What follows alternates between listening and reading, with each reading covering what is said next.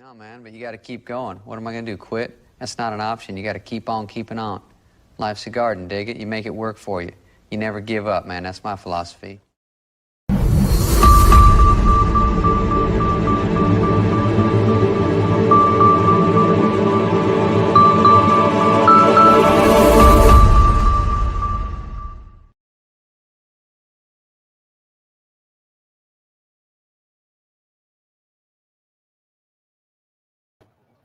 Hello, everybody. Welcome to the Let's Get Growing show on the Urban Gardener channel. Thank you for showing up today.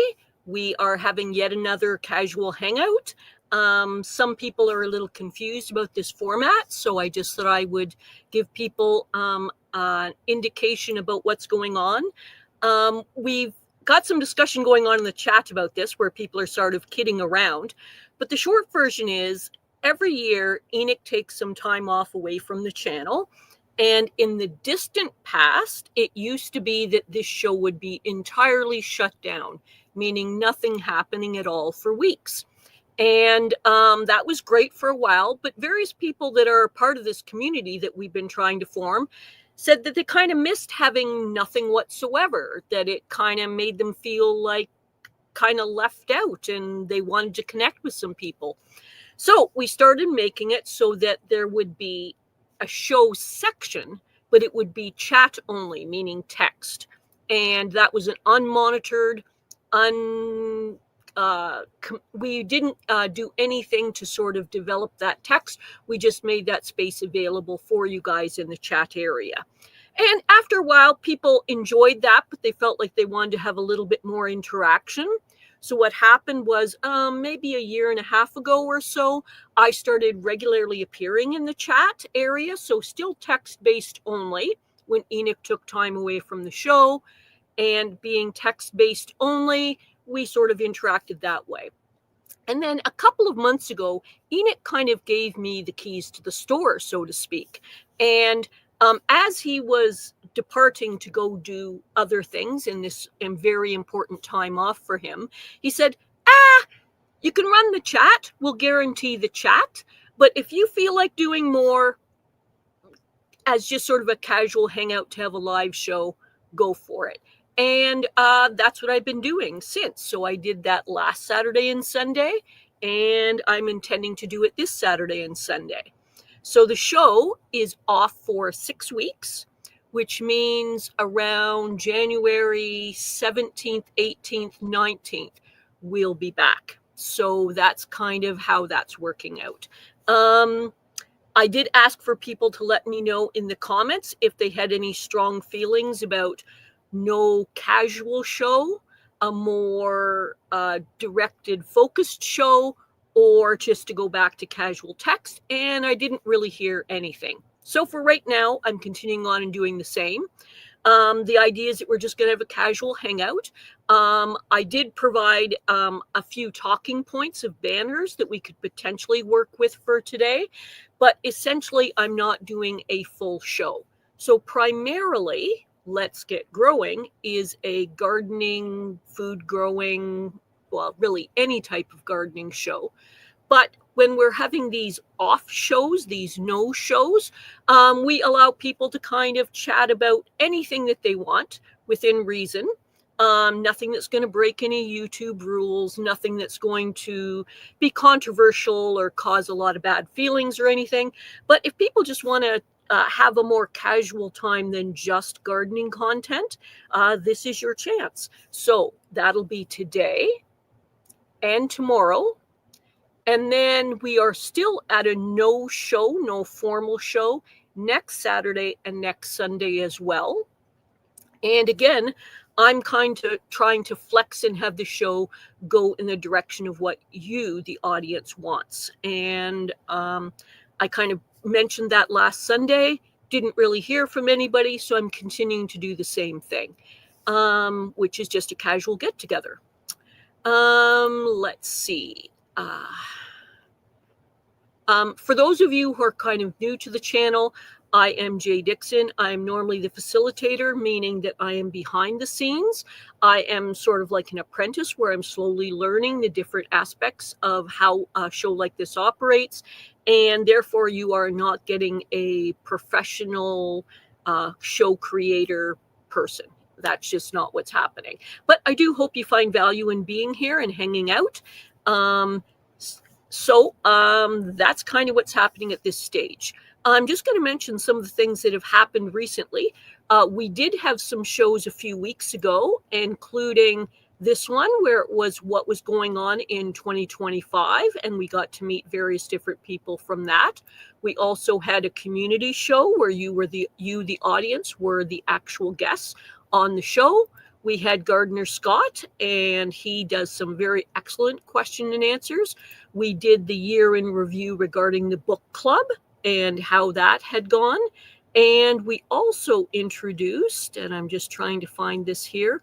Oh, it's not in the media outline here, but we did also have a year in review, a year in forecast regarding 2026 and the new things that are going there.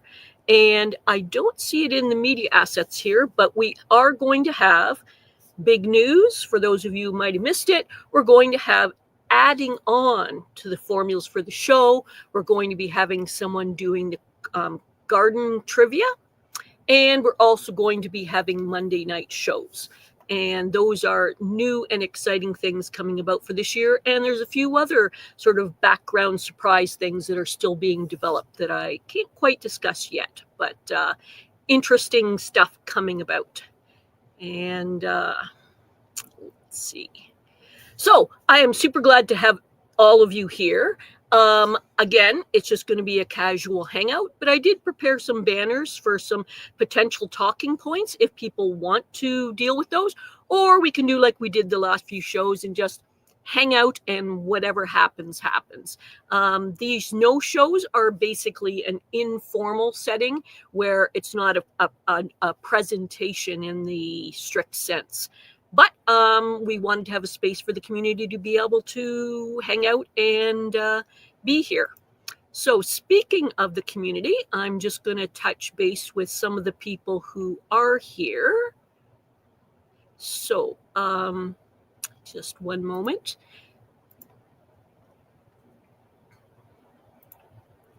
So back to the comments. We're just going to show some of the people who've popped in. Texas Organic TV, first in, very early. Hooray. Glad to see you here. Muddy Puddles Farm, hello. Thanks. I believe I saw you maybe last night, but certainly I think this morning. So good to see you. And for those of you who don't know, and I can't make the link up right now, but Muddy Puddles Farm had a live, her first ever, about a week ago. So you want to look at some of the more recent shows with Muddy Puddle Farms going to live to see her first ever live stream. And for those of you who have never done a live stream, it's a bit of the Wild West compared to being able to film and edit your stuff. So it's a brave move to move into doing lives. And I enjoy them, but it is stressful.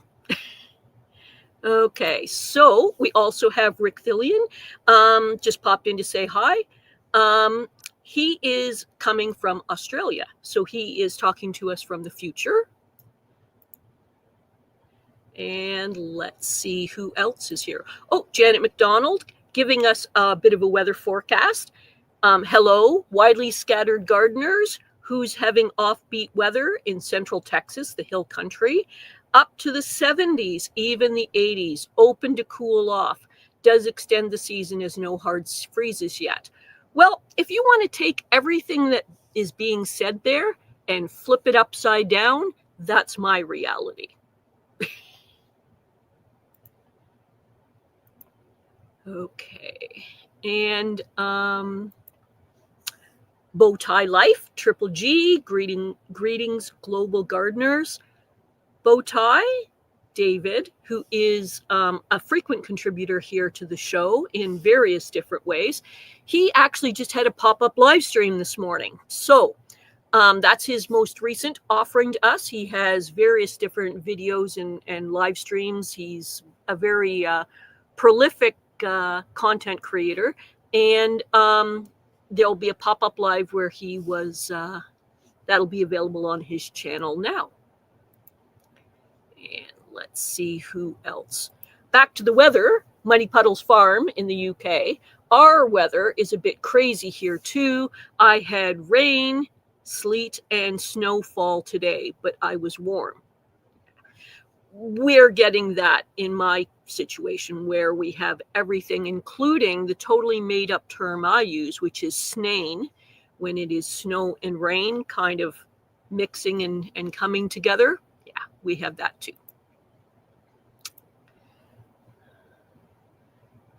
Let's see.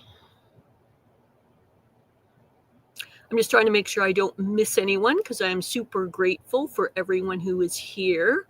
But again, an amateur, so if I accidentally miss you and you want some attention, you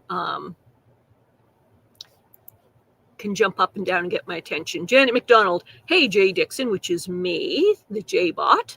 As long as you're far enough north to have some semblance of winter, maybe a mixed benefit.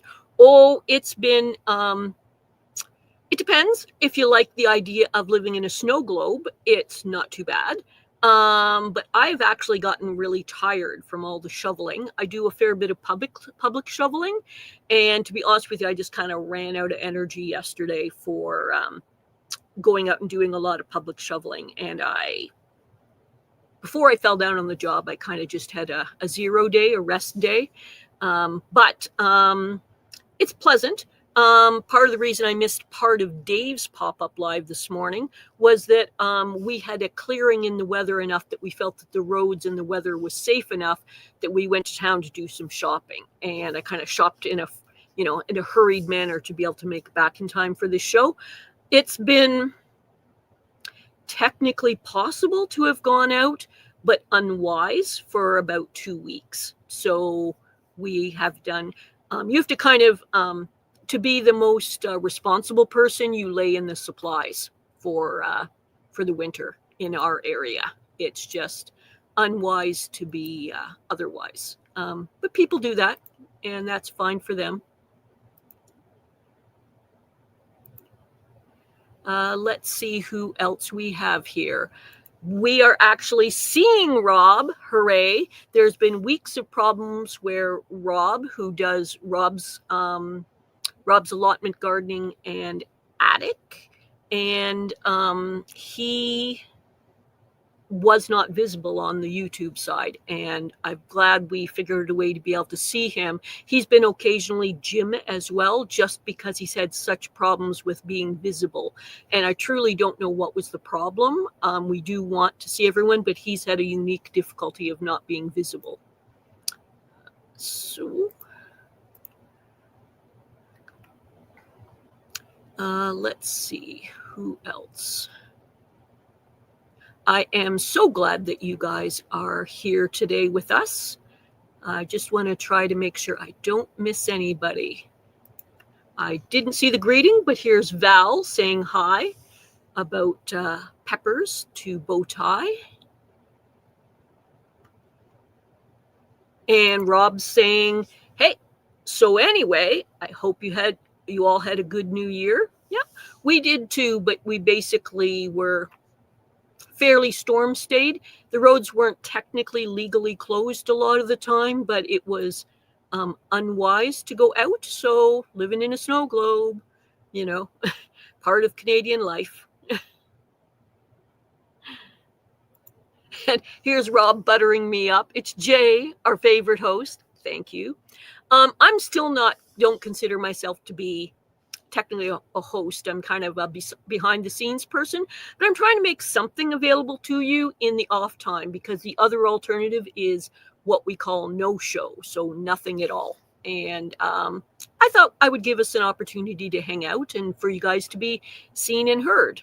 So I just want to make sure I say hi to everyone who is here, and then I will get to that. And Craft Organics is here. You've become a regular, and we're very happy about that. Hey,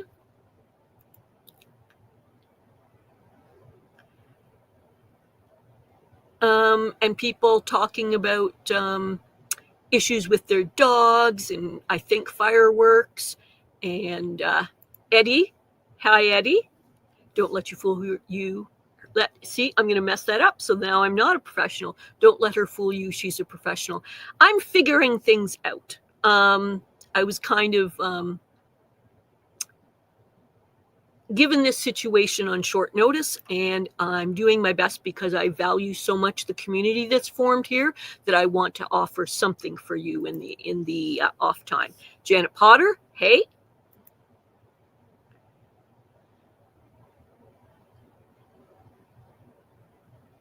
And Janet asking Rob about his attic situation and whether he's come up with something to move all of the stuff up into the attic.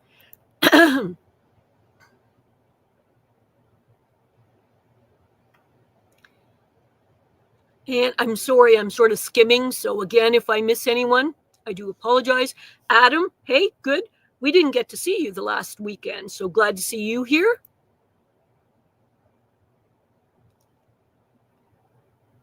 And Dusty Flats, hello everyone. Just another explosive day, and it's only the 3rd of January. Not quite sure what that means. I don't know if you mean weather or fireworks or what's going on.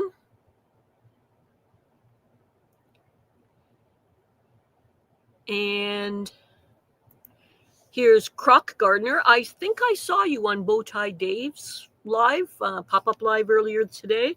One day I will try to do a live stream. Yeah, most of us are very easygoing about offering you tips on how to do it. There's a few things that are a bit different about it, but the great thing about doing a live is if it turns out totally horrible, you can make it disappear after a while, but theoretically publicly live, so good. And here's a message from Dave saying, we are helping Croc Gardner get monetized. He only needs a few more subs and a couple hundred watch hours. He is so close. Here's a link, and click on a playlist and play all buttons. And with YouTube, it helps if you can interact with the show a little bit, because then they feel like you're more of a qualified listener watcher. And the types of things that's helpful for you to do is to make a comment, pause it once in a while, do watch other channels periodically, stop the show, change the volume, things like that. And that way they for sure count those hours, but you can do a certain amount of playlist. And the great thing is there's a number of people here in our audience, like Shawnee Grows, Bowtie, Adventures of Me and T. There's been a few people who were really struggling to get those watch hours to get monetized, and the support that they got helped them push over to get that. And that's one of the reasons why I'm trying to be here for you in our community, is because we're all supporting each other, and I feel very strongly about that. So I wanted to make sure people saw that message from Dave. And here's a message. Craft Organics going live within the next week. Got to get clones to a certain size and plants a certain size for proper learning content. So there we go. Craft Organics. You can look for that channel. Watch for the next while. If you subscribe and hit that bell, you'll get a notification of when that live is going to happen. And anyone in the audience who wants to give Craft Organics any tips or tricks about going live, you know, if you're experienced with that, please do, because we all support each other, and we're stronger when we are collectively helping each other. I really believe that. And here's a comment from Dusty Flats. Hey, Rob, you're Rob Zadig now. Such a chameleon. He's had some difficulties. YouTube has made his handle difficult to be seen in the lives. And it does not make any sense to any of us about why, but that's what's happened to him. So it's been a struggle. So this is an adaptation, and we can now see him. So that's good. Bowtie David is mentioning Joe at Mighty Puddles Farm had her very first live 4 days ago. Go and check it. He's provided a link. Fantastic. I guess I can't call you Bowtie David anymore. I guess you're being Mr. Botron today, which helps facilitate when Jay is talking instead of facilitating. And Muddy Puddles, I just subbed. I have a playlist running on my phone. Lots of good winter growing. So what she's saying is she supported somebody else, and I think it's one of the people we mentioned earlier. So that's great. Pardon me. Here's David kidding around. My lip is burning. I must have touched those Dorsa Nugget seeds a little too long an hour ago. People were sort of visiting him in his pop-up live, and he was teasing about whether he was going to do a hot pepper thing or not.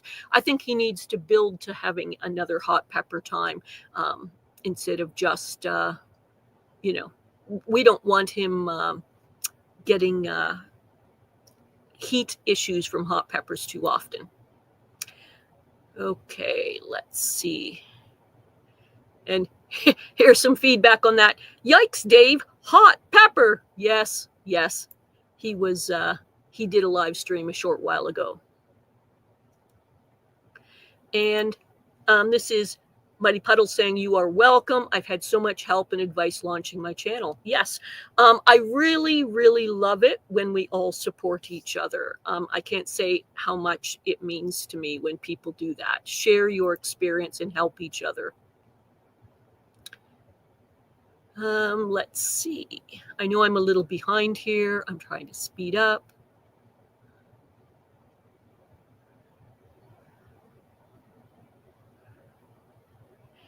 Rob saying about me, where else would I be on a Saturday night? Well, I know that the pub is sometimes frequented by you, but glad that you are here. And Shawnee Grows is here. Hooray, Shawnee, glad to see you. We are Shawnee had a live on, I believe it was Thursday night.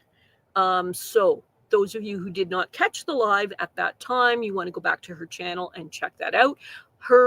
Many of her lives are educational and informative, and I don't have the information right in front of me, but she did another excellent live on that Thursday night. So she's saying we are watching the weather for planning a supplies run. We must have a big warm up, which means snow will melt, we will get rain, and then freeze, and then snow on top of it, getting lists ready.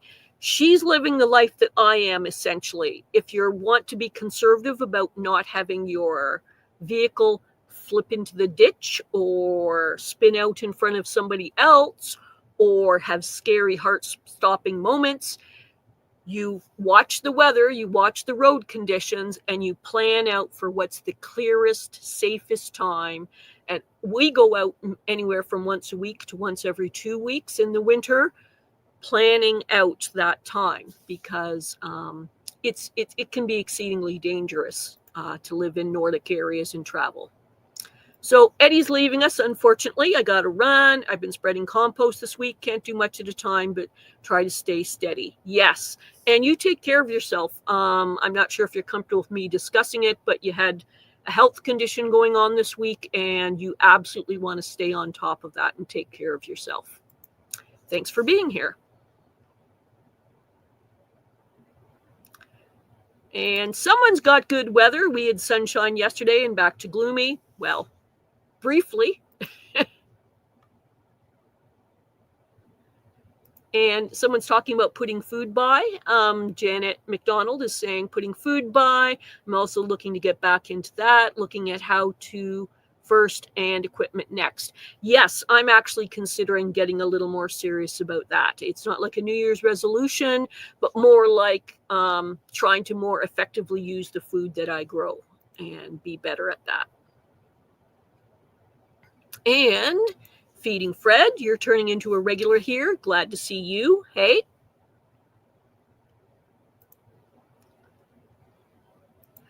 So a question, Dusty Flats, you get lake effect snow, right? Yes, that's one of the reasons why most times I introduce myself in the chat areas. I say who I am and saying, good good day from Huron County, Ontario, Canada, in the lee of Lake Huron. And the reason I mention the lee of Lake Huron is because the winds come primarily from the west-northwest towards us. And that means where I live, Lake Huron, which is a very, very, very big inland lake, picks up the precipitation, picks up the moisture, and comes and drops it on us. So we've got the prevailing winds causing snow to drift across to us, and that also that moisture until that lake freezes up, which it depends on the temperatures, but maybe late January or so, that moisture comes and dumps upon us. So we get different lake effects. There's also different ones in the summer, but primarily regarding gardening, we get that winter effect, but we also get summer effects from being so affected by that huge body of water. And one is high humidity, and another is the winds and the direction they're on. Another is temperature amelioration. For example, we aren't getting as much extreme cold as places that are further inland because that huge body of water, being Lake Huron, kind of settles the temperatures a little bit. So until it freezes, we're getting less cold temperatures than places that are further inland. And then that reverses later on. So we are affected by Lake Huron tremendously. So that's one of the reasons I put that there regarding gardening for me. And Feeding Fred, sporting the Canadian swag. Yes, Canada. And at the bottom, a little hard to read, but it says established in 1867. Yeah, that's our background.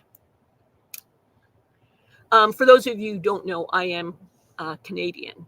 So, yeah. And I know I'm behind. I'm hurrying up.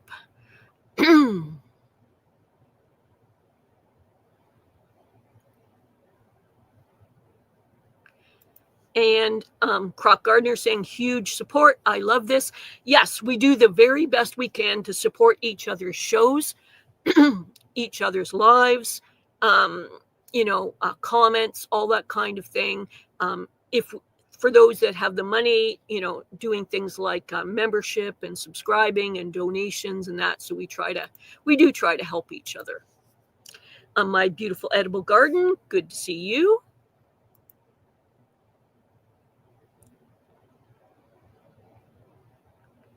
And Adam saying that he wanted to be here last Saturday, but got busy at the last minute, and that's fine. That's one of the reasons this is a no-show show, is because people often have off time in the holidays, and but I wanted to provide something. So let's see. I just want to make sure I don't miss anybody else.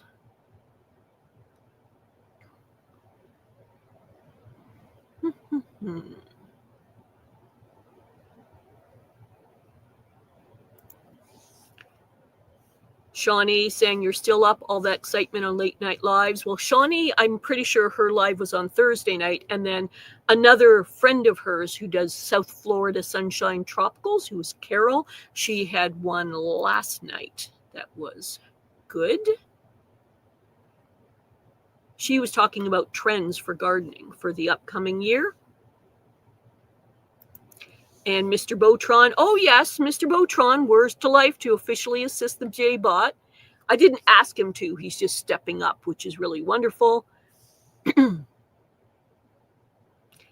I was only planning to eat a Pepperdew Tabasco or Mammoth jalapeno, not a Dorset Naga. Okay, so there's some moderation going on there.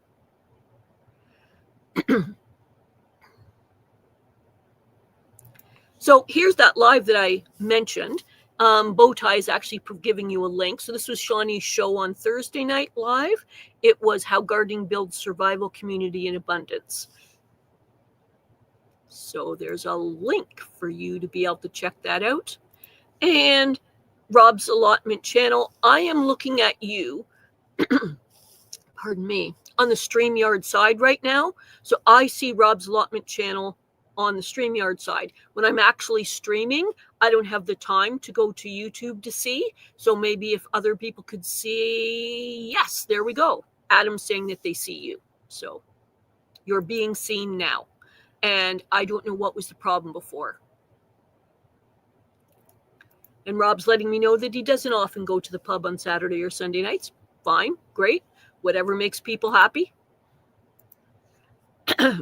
Feeding Fred, lots of sleds blooming by today with all the snow. I'm guessing you mean snowmobiles.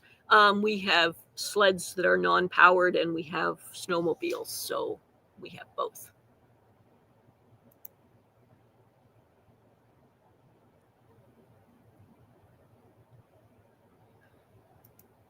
So, Rob, you're being seen by other people on the YouTube side and the StreamYard side. So,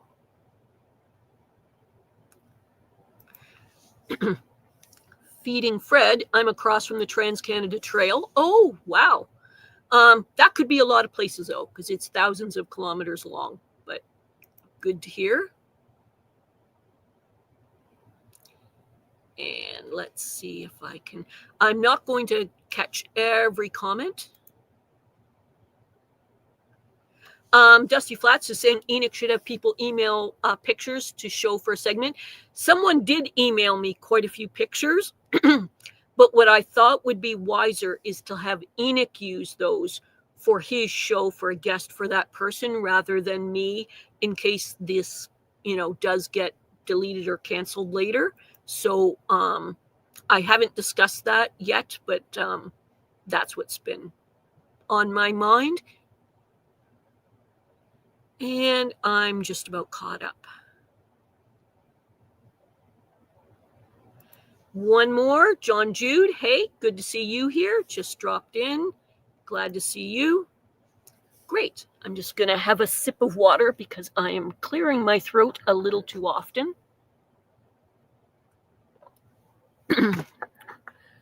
So I have prepared a few banners for a point of discussion for us to just kind of start with. I'm not married to that format or anything. I'm just providing that as an opportunity for things for us to sort of riff from and talk about potentially. So I'm just going to go to those banners. So the banners I prepared are very roughly about the topic of winter gardening. And one of the things that I did, which most of you have already dealt with, is where are you watching from and what's winter like there now?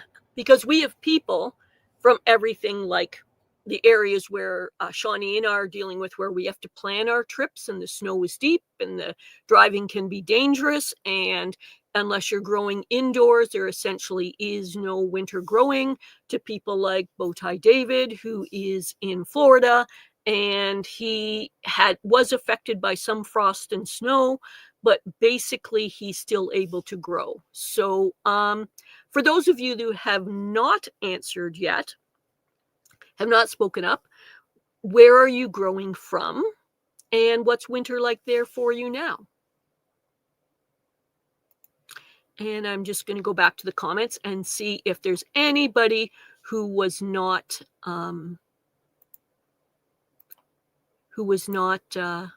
not speak up in that way previously, because we would like to know. And here's John Jude said, I tried the winter jugs for seed starting and had horrible results. That's something I'm considering. And I'm going to do it as an experiment this winter and see how growing happens that way. I've never tried it, but I'm just going to try a small amount of seed and just see what happens. I missed the question. What was that? I was asking people where they are from and what winter is like for them. So if they've not already told us where they are or how winter this time period right now is affecting them, if they wanted to step up and do that. We've caught most people, but I'm just allowing the opportunity for other people who have not discussed the weather or where they're from to speak up. And the cold is not the issue. My soil is clay and it's wet. If I do anything, it would ruin my soil structure. Best to stick to construction and maintenance. Ah, yes. Yes. I guess if your soil is such heavy clay, amending it must be very tricky about when and how to amend it so that it would be improved. Here's something from Craft Organics. I saw all the rosemary. Bowtie Life, was that seeds or propagation? Didn't catch that part because unfortunately I wasn't able to see all of Bowtie Dave's show. I was out doing one of those. It was the window of safety to go out and do shopping. So unfortunately, Dave's show was a pop-up and I didn't get to catch all of it.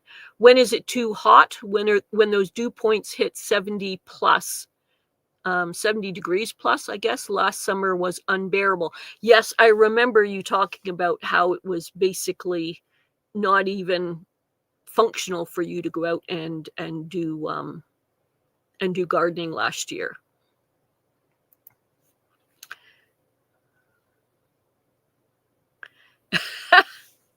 Okay, Rob. I bought a beautiful sunshine yellow green stalk to keep indoors and get an early start in tender vegetables. Yes, as soon as I saw the green stalks years ago, my thought was, what potentials does this have for indoor growing and how can that be utilized?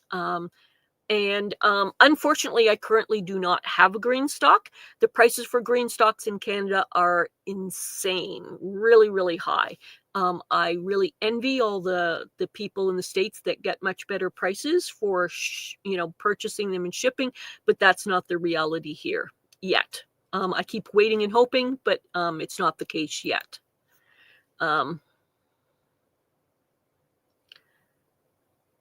Oh, I think you're talking about clay soil. You have to wait until it's almost 3 inches dry to work. I suggest permaculture beds. Yes, so there's some advice about the clay soil. Clarifying that it was clay soil. I love it when other people give each other advice. We're all stronger and benefit when we help each other. Ohio normal is for a few 4 inches of snow that only lasts for a few weeks or less normally, and muddy often. Oh, really? See, I thought parts of Ohio were similar to my area. It's on the other side of the Great Lakes from where I am.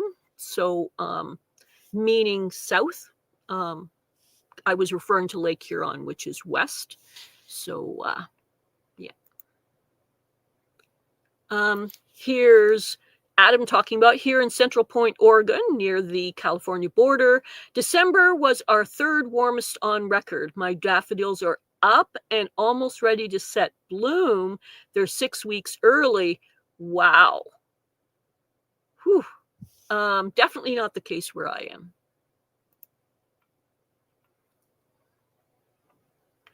Dusty Flats, can't garden in a sauna. I have done it when I was younger and healthier and much more perky about all those things. But now that I'm older and have some disabilities and stuff, when it gets super humid and very, very hot, which does happen here in July and August, I kind of cling to the shoulders of the day, trying to accomplish as much as I can in those shoulders. And I come back and hug my central air conditioning, which when I was younger wasn't even a concern, a thought. But it is now. So, yeah. 6-inch permaculture raised beds for clay soil. Yeah, I had seriously bad clay soil at one of my previous homes. And what I wound up doing was very lightly working up the very top of the clay soil and essentially doing mounded beds of what was very loosely adapted hugelkultur. And then gradually the worms and the microbes worked that down. So and it improved tremendously over about a 3 to 4 year period. The soil was almost unrecognizable. You could dig down, and the clay soil was so bad when I started there that I would put a shovel into the ground. And as I jumped on the shovel to try and get it to go in, it would bounce off and I would fall because nothing could penetrate. And as I left that property, much improved because I'm a gardener, you could take your bare hand and go into the soil, and that first 4 to 6 inches you could actually do with your bare hand and scoop it up, and you would find worms, which was not the case when I moved there. So I had a lot of regrets about leaving, but I left it very nice for the next person, hoping that they love gardening. I use lots of green manure and mulch heavily with organic matter. It's surprising how fertile clay can be. Most gardeners can't see past the water issues and build raised beds, but I love it. Wow. I've been learning throughout all the decades of my gardening. I feel like I'm going to be learning for the rest of my life. And I learn from you guys, and I learn from books, and I learn from videos. And I'm just so grateful that the internet became what it became. I'm one of those olden people back from the days when the internet was a very different place. The internet existed when I was younger, okay, when I was a young person figuring out what I wanted to do with my life. But back then, you created your own punch cards by coloring them in and stacking them in order to make the internet work. Yes, it was a very different time. Pardon me. This is a question for Shawnee. When is it too cold to work in the garden? Jay's question. Well, the thing is, I actually did go to the garden just for the sake of argument. I'd left a bunch of my crops not protected in any way and went and collected 2 pails full, heavy, big pails full of produce on Christmas Day. And part of it was to just say that I could, but also was to harvest the stuff before the snow got too heavy, too deep, and too many frosts affected my cold weather crops in there.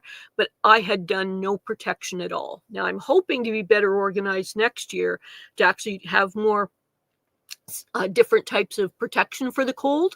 But yeah, so I was out there knocking a foot of snow off my stuff and breaking off and harvesting and digging in and harvesting. And I got several different types of cabbage. I got Brussels sprouts. I got the top greens off the Brussels sprouts. I got multiple types of carrots, which I think I caught just about in enough time in order to be able to dig down and get those carrots out before the ground froze too solidly. I got kale, a couple types of kale. I got Swiss chard. I think that was a bit. I think I might have got some turnip greens as well. Yeah, and that was just in a wide open garden with nothing else going on. And those were from a huge propagation. This is Bowtie speaking, that they were from a huge propagation of rosemary from his video. And this is a link to that video for the rosemary. And here's John Jude talking about my clay also, but I mulch in the fall, and at seedlings planting after 5 years, it's great. And I can plant day after 2-inch rain loamy now. Yes, that's essentially what I did with my clay. And that situation where I was growing there was, I have trouble translating into Imperial, but it was about 30 kilometers south of me. And where I am now, it's actually sandy. We're each affected by lake of what happened in the ancient past, and lake and clay, sand and clay are some of those effects from the lake. And here's Craft Organics. I'm heavily in clay too, but I use permaculture beds. I do have open plot also. I overwinter manure and use clean straw. Yes. Yeah. So. And Dusty Flats following up saying it was age related. This past summer was weather that we've never had. The heat, the humidity, the dew points, corn sweat, and mosquitoes was off the charts. That's our usual weather up here where I am, because we have so much water around here that we are super high humidity.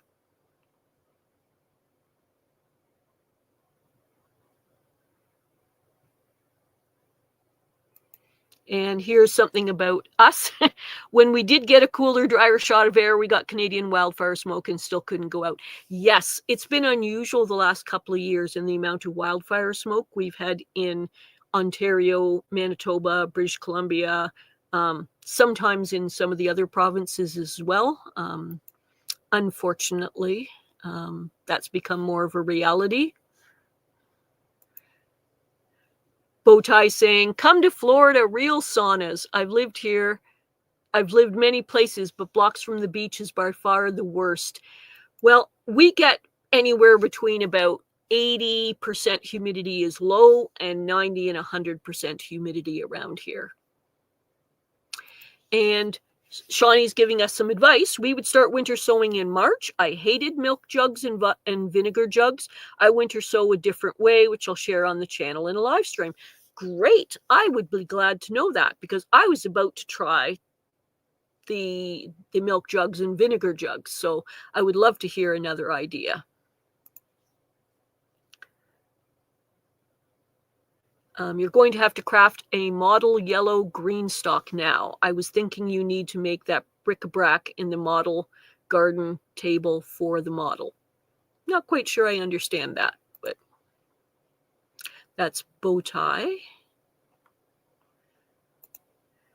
And we did have Houston weather. I know I lived there for a short time. We were seriously hotter or the same as the South.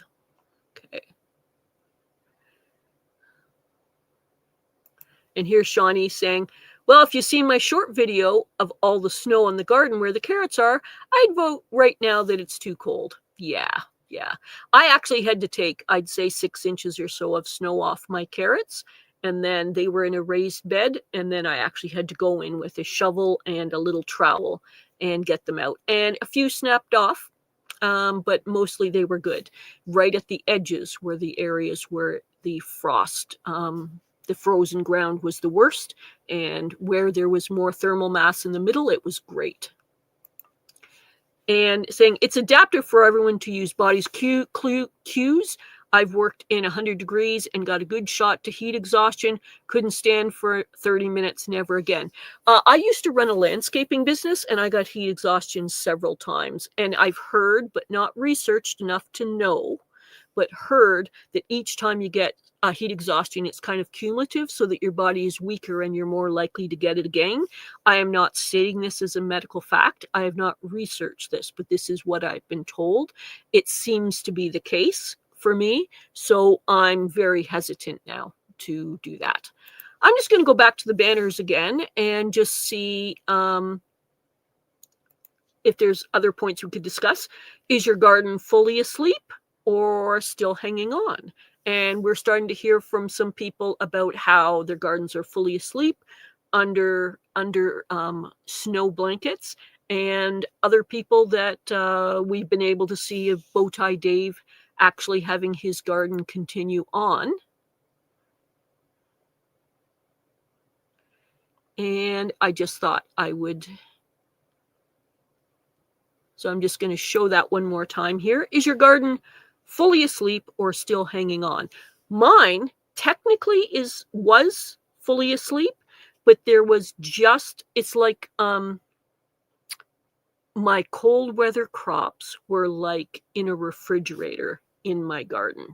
So they weren't growing in the traditional sense, but they were in a stasis so that I could harvest them later on. Normally, most people in my area who are casual gardeners stop gardening around the first week in September. A very few hang on for another 4 to 6 weeks longer than that. And pretty well from that point forward, I'm the only person who gardens in my area. I'm slowly trying to lure people into the possibility of more food crops. I can certainly say that this year, more of the people in my community garden, which has 43 plots, are taking it seriously, more seriously than they ever have in the 23 years or so that I've had a spot there. And my interpretation, and I don't know this to be the case, is it seems to be because of the price of food here, the price of fresh vegetables. So if people would like to answer on this question, is your garden fully asleep or still hanging on, especially for the people if your garden's still hanging on. That would be interesting for us to know. And I'm going to go back to those comments. And Robin is letting us know, sleep. I made a video as to how I do it. Great. So check out Robin's Gardens, her website. And yeah, Robin had some recent situations so that typing is a little bit difficult for her right now. And my garden is fully asleep. And Rob's Attic is saying, years ago, I was working in Kenya. Wow. And it was so hot, my head was just in cuckoo land. I had to get in the shade. Yes. Yeah. When I was younger, I was much more able to hold higher temperatures. I actually used to run, I was the assistant manager for an organic farm, and we had very little shade there, and I could take it much more easily in those years. And here's some discussion. I have some low tunnels set up with some cabbage and Brussels sprouts still hanging on. Yes, I made some amateur type low tunnels, but they're not currently in place. So, but I should put them back up next year so I can extend my season. Great idea. For those who didn't see my pictures weeks ago, my low tunnels are actually made with dollar store hula hoops. So it's a relatively cheap. And Muddy Puddles Farm, mine's mostly asleep, but still has calendulas flowering. Great. And Craft Organics, I put straw on winter sowing and then rake back all the time. It's usually in late March. And Shawnee has an indoor gardening growing. So she has done some videos about that. So you want to check that out on her website. She is growing indoors. I'm jealous. I should get to doing it, but have not. She's ahead of me there.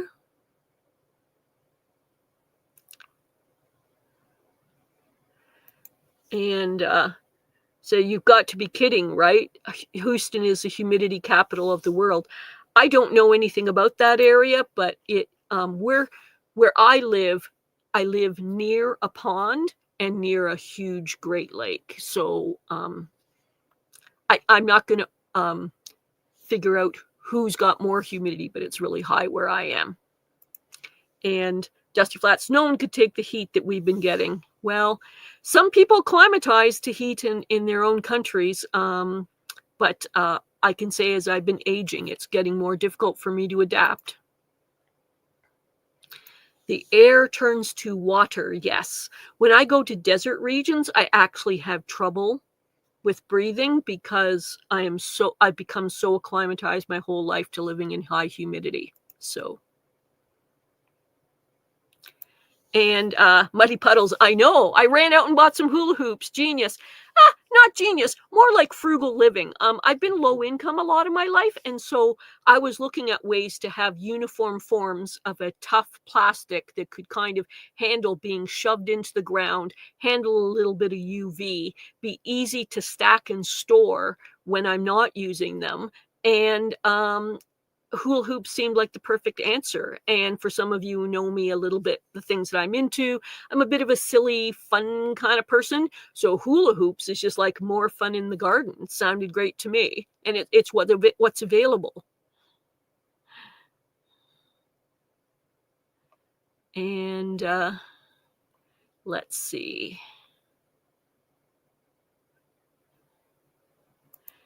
Dusty Flat says, it's not from aging. Okay. All right. For me, I have a correlation between my intolerance for some of the temperature extremes and the humidity extremes as I've aged, whether that's a fact or whether I'm misinterpreting it. I'm open to other ideas. And Adam's trying to multitask, scanning, chatting, listening, and getting stuff ready for sale for tomorrow. Okay. All right. Robin Gardens. I've used cold frames for a few years. It works for spinach and green onions and kale, but the aphids take advantage of the spring warm up over time. No predators available, so disappointment. That's something I had not considered. Okay.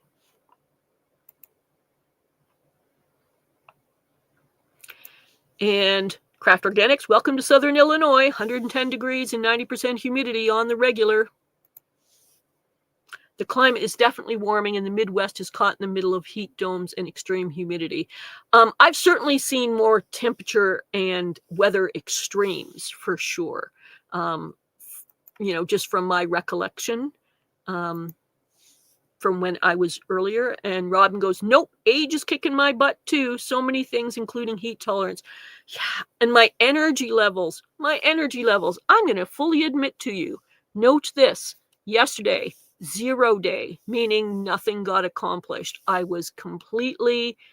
spent the week shoveling, doing public snow shoveling, and I was just done.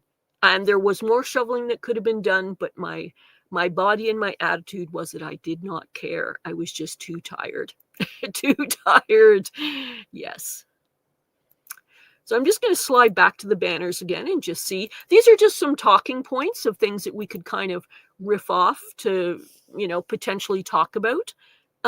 Here's another possible topic. What's one plant that you're surprised that survived winter thus far? So you were thinking it was going to be a goner, and yet it still went on. And for me, it was actually multiple plants, because some of the stuff that I've had undercover, those hoops that I've had before as protection. And I did 2-3 layers of different types of protection for some of these cold weather stuff. But I'd never had the stuff just bare out to the wind, out to the snow, all that kind of thing. So the things that I'd listed earlier, I'm shocked and delighted that have survived, and very pleased about it. So it's supposed to be one plant. I will say the one that's the most surprising is, I would say, the cabbages. The fact that these cabbages have been under snow for 6 weeks or more, and I just dusted the snow off and harvested them. Now, that was the full heads of cabbages. The little tiny ones, smaller than a fist, did not survive. It seems like there was just not enough mass there for them to survive the frost and snow. But cabbages, I was delighted to see how many survived. So that would be the one for me. So for anyone here in the chat that feels like discussing this, you can talk about anything you want. But I'm suggesting, what's one plant that you're surprised that has survived your winter so far?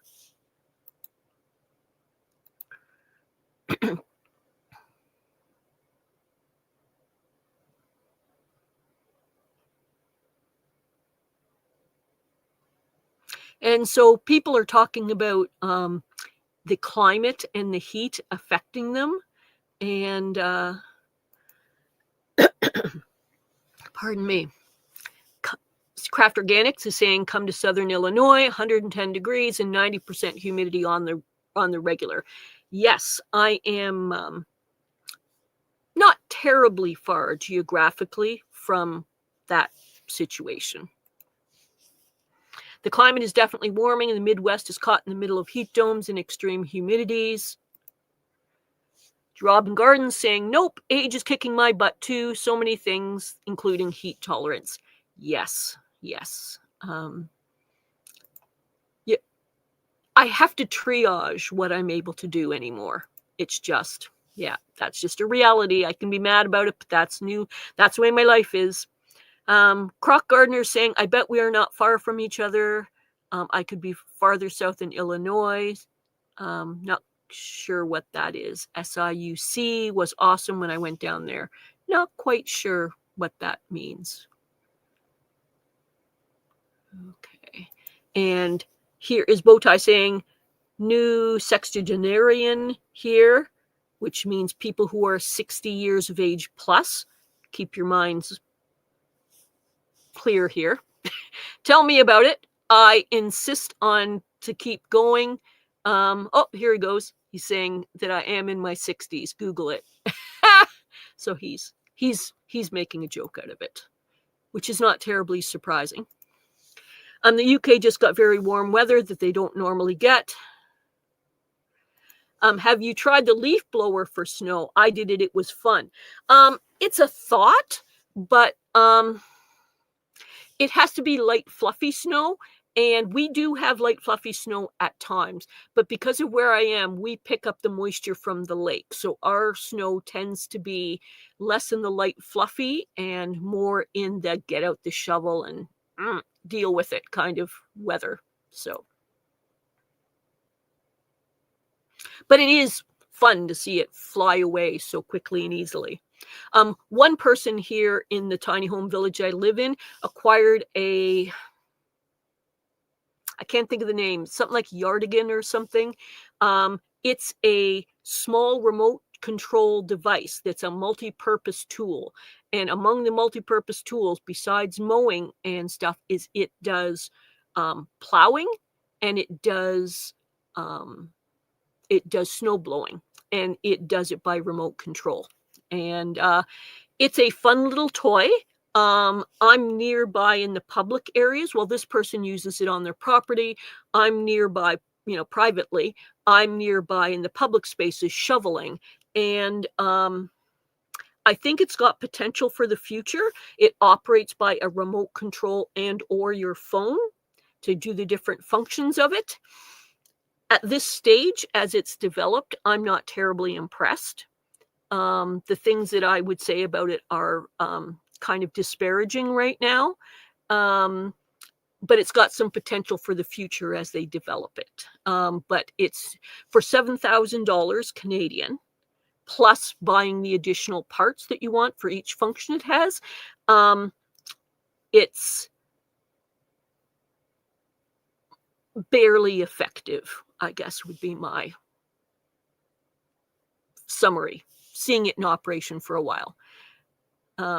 Sorry if that's offending anybody who has one or who wants to buy one, but I would suggest extreme caution right now, but there is a future where they actually develop it so it's very effective.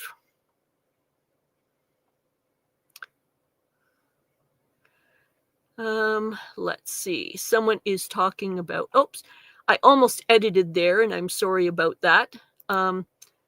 Texas Organic TV and eggplant. I almost didn't show that one because the internet what it is.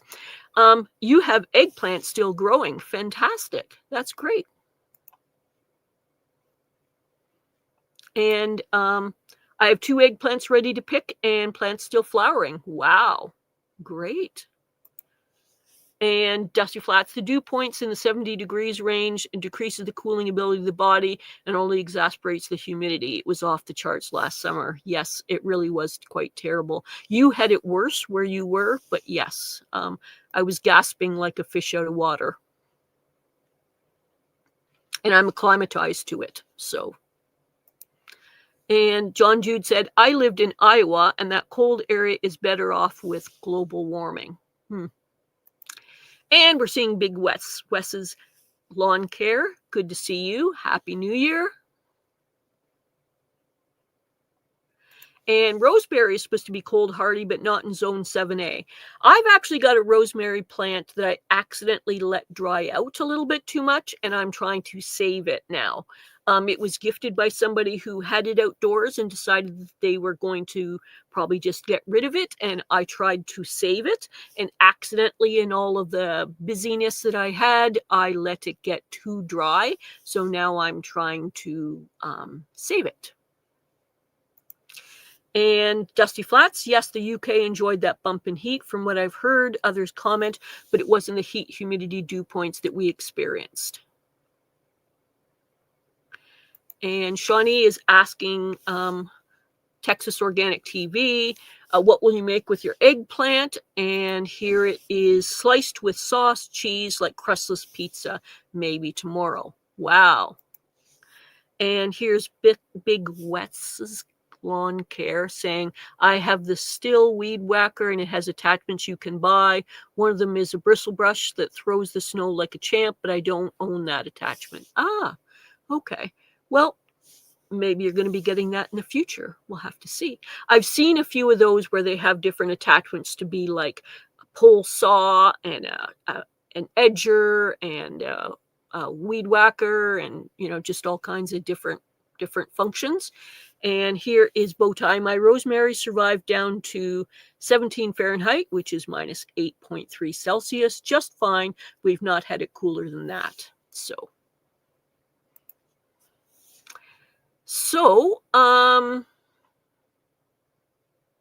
here's a related discussion to some of what people were talking about.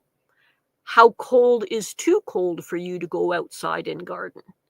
And like I was saying, in my area, most people pretty well quit at what we call Labor Day, our holiday, the first week in September. And at that time, my guess is it's about 15 Celsius. Not sure in Fahrenheit.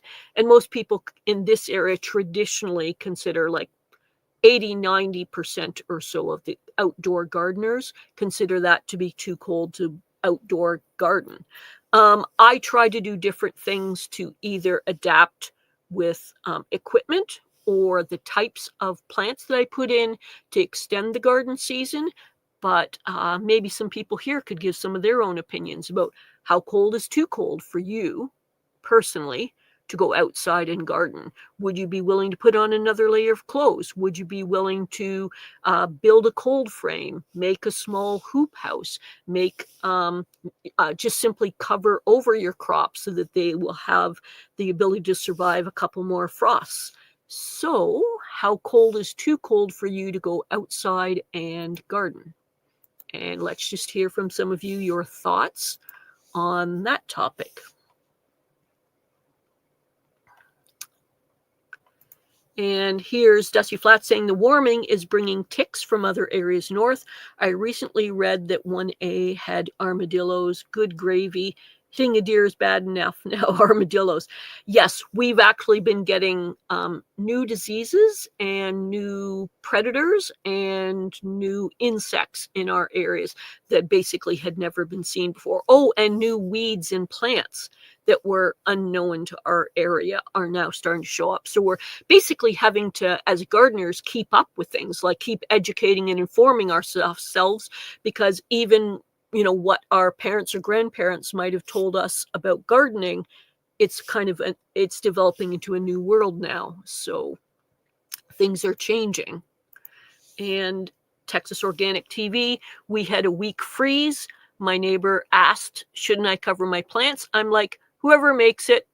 And the eggplant did. So there's that. I have mixed feelings depending on my health and energy levels, but yes, I normally try and cover my crops so that they're likely to survive. If it's just going to be a couple frosts, I will make that effort so that, because often they can be fine for weeks afterwards if I protect them from those first couple of frosts. And here's, I know the answer to that one, 52 Fahrenheit. This is Bowtie. 11 Celsius. See my birthday live. Well prepared for that question. Craft Organics. We actually had a really great growing season that was really dry this year. What's the humidity in rain? We normally can make or break. Not quite sure what that means. But yes, our growing season was also longer than usual. And that seems to be the new direction things are going in. And had some of that Mediterranean California climate. Yes. And John Jude saying, I keep saying I'll start a hoop house, but I didn't yet. Yes, for me, part of the issue is money, energy, and storage space are some of the issues for me. But also I garden, most of my vegetable gardening is occurring in a community garden where there currently aren't very many rules, but I don't want to do anything that affects anybody else. So for example, one of the things I got, and perhaps I should take pictures or make a video of it or something, but I got a accordion fold shed that is the shape of a hoop greenhouse, but accordion folds up. So it means that it's approximately 5 feet tall, just about enough so that I could get in, and accordion folds. But I want to make sure that wherever I put it in my garden, it does not shade and affect a nearby garden, because that started happening in our garden with the way some people are building trellises, and I don't want to make anybody else angry about the amount of sunlight they're getting. So I want to very carefully place that hoop house in a spot, whether I put it in permanently or temporarily, and I want to do it in such a way that with the way our sun moves, I'm not going to shade another gardener spot. Our spaces are quite tiny. Our garden spots are 10 feet by 20 feet, and I don't want to have anybody have bad feelings in the garden. Light is too low right now, not worth the effort outside. Any plants would stall for at least 2 months. Yeah. Mine are basically in stasis. They aren't growing. They're just existing where I am. And most produce is done in October in Southern Illinois. Yep. Without help, like without some kind of greenhouse or hoop house or some cold frame or something. I also have a small pepper plant, jalapeno, just happy and flowering also. Okay, good. Eggplant and peppers. Wow. See, that's in our warmest part of the season, which is July and August. That's when we have those things for my area. And Janet saying the youth worshipping culture we ended up with prevents us from getting what older humans are better at. For millennia, elders provided knowledge from experience and more objective, positive brain. Yes. Except now, and I don't mean to push entirely this demographic, but the people who tend to be here in our community here do have knowledge and experience with gardening. And in one way or another, we are trying to pass it along. We're trying to take our knowledge, our experience, our wisdom that we've acquired, and casually in the comments, I'm seeing it happening right now of people trying to help each other, but also this is being archived so that other people can learn from it in the future. But also there's people here who have channels where they're spending quite a lot of their own personal effort to try to make it so that people would be learning from their experience. And so it's showing up in a different way now. So instead of sitting around a fire talking to your elders and learning from them, we're now doing it utilizing technology. And I can't really say which one is necessarily better, but potentially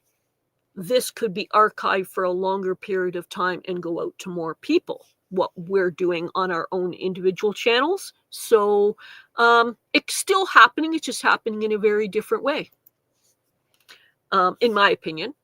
Other people can certainly have different opinions. Big West saying, I mess around until things are frozen, adding to compost and beds and collecting residues and debris for various later uses. Fall is a lawn garden guy's season if he's doing it right. Yes, even vegetable gardens. Traditionally, when I grow and expand most of my raised beds and make my fencing is in the fall. Now, because I'm doing more fall gardening, it's getting a little more difficult, but that's when I do most of that, is in the fall. So, and here is Rob's attic. I'll be 69 on January 21st. Note that date, everybody, to help celebrate with Rob. Hopefully he'll have something going on his channel at that time.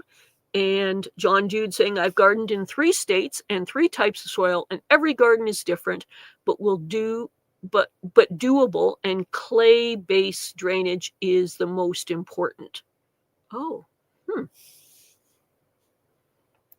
And here's Texas Organic TV. 37 degrees is too cold for me, but more with the wind chill. Yes, that's also a factor here for me. And here we go. Some support. Bowtie David saying, all right, Rob, I'll have it on my calendar, meaning his birthday, I think. And the wind is terrible, won't even get the mail. I dress for it, and I notice when the wind's starting to pick up and turn my face away and stuff. But yes, it really wears you out. Cheers. More supporting each other. Fabulous. Love it. Practically more years and less percentage of function. So what? We invent tools, carts, lifts, raised beds, lots more. I'm finding out extend our muscle. Yes. Yes. I'm doing things that involve more power tools, but I tend to use electric for various different reasons. I'm using yard carts and wheelbarrows and things like that, where I used to just use might and strength. And that was when I was younger. So get smarter, learn what your body needs. We now have thunderstorms moving in. The wind just blew open our back door. Yikes. And said, yes, this is John Jude. Yes, don't affect neighbors, and I don't plant anything affecting fencing space. If you have good neighbors, keep them as you found them to be. Or in my case, I actually try and slightly improve the relationship as things going on. Where we live, it's very tiny spaces. And I am a little bit of a wild gardener, very unusual. I would say I'm in, how you look at it, the 10% of people who keep their garden spots, their yard, quite wild. Okay. And because I live in an HOA type place, that's not necessarily everybody's point of view about the most popular things to do. So what I do is I keep things in control enough so that it does not affect my direct neighbors, that it does not affect any cars or roads in the nearby areas, their sight lines, their ability to move, if they have to move off the road, that they can have a bit of a right of way, all that kind of thing, trim, keep those sight lines good, etc. But short of that, I keep things just wild enough so it keeps me and a lot of the critters around here happy, but I try not to have it so wild that it's going to have critters that will affect the neighbors or the neighborhood. So today I just got 5 large totes from Home Depot to finish the balcony garden this year. Wow, those delivery guys. I don't know if I should say that one or not, but anyway, there we go. Yes, perhaps the most important time to garden. And here's Janet saying, yes, Jay Dixon, gardeners are good at sharing knowledge. Internet is the tribe's fire. I'm older and online hours daily. This is the information age, next level after industrial revolution. Yes, it is very important to me to be part of online communities and sharing information. And I've learned so much. I feel like I've learned more in the last 5 years of online life than I had in, say, the 20 years before that. I really do feel that. A little red wagon is great for a veggie garden. Yes, I have my own version of that. I have what they call a yard cart, and I wear them out with all kinds of different uses over the years. And I am blessed with good neighbors. That's Bowtie talking about his life. Does anyone have a recommendation for a sweet, mild pepper seeds I want to ferment and dehydrate? That's for Val. So if anybody's got any tips for Val about sweet, mild, wet pepper seeds, she would like some links. So if anybody's got solid suggestions, that would be great. And let's see. Here's another possible topic. What's one mistake that you made this season that you've already learned from? So something that didn't quite go well, that you've already kind of had a learning experience and going to integrate that into your gardening practice. For me, I think one mistake I made this season is that I was late about putting any of those hoops or any protective structures up for my crops. That if I had done that early on, I think I could have extended the season further and had probably healthier, happier crops. So I think what I probably need to do is to mark on a calendar a rough date of, say, a 2-week period in October to at least put the framework in place so that I can have, say, the hoops in place, so that even if the cloth is not necessary yet, the frost cloth is not necessary, it's a quick maneuver to get those frost cloths in place. So I would say that's one lesson for me that didn't make a make or break difference, but it would have extended my season and allowed me to have more crops. So that would be my one mistake that I made this season that I've already learned from. So I would say I'm going to put my framework in place the first 2 weeks in October, somehow, some way, certainly by the end of October. Absolutely. So there's my lesson learned and what can I do better.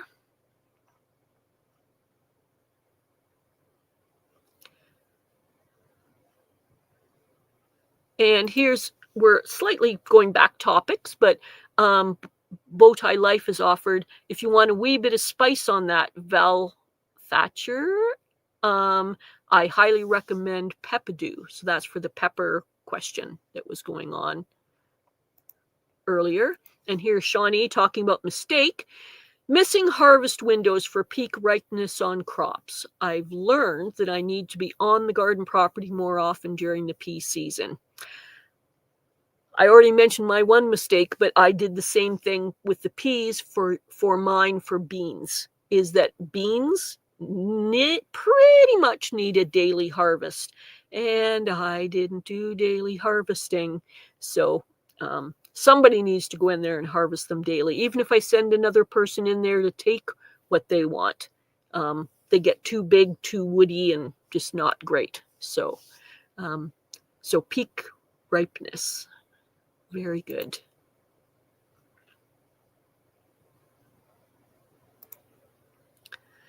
Big Wes is saying, I wish I could type out what I learned about seed soaking, but 2-4-6 is the key. Fast sprouting seeds soak for 2 hours, medium length sprouting seeds soak for 4 hours, and hard seeds soak for 6 hours. Ah, okay.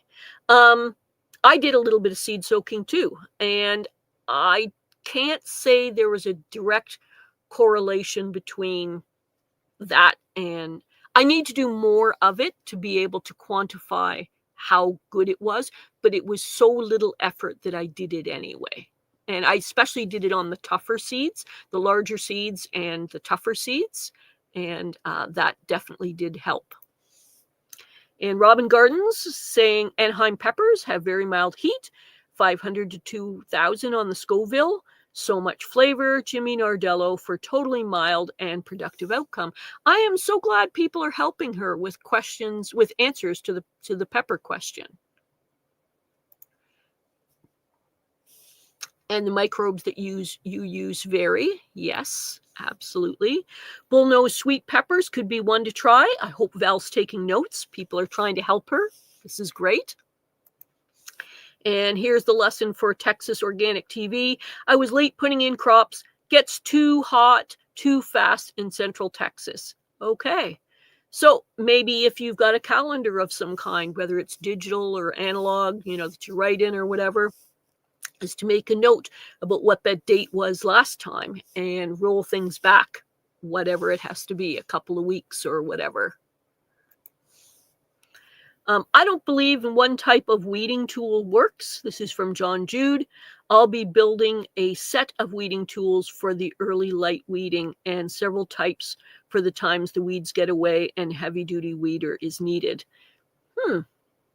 You're going to build your own weeding tools. Wow. That's quite a lot of focus and effort. Sounds good.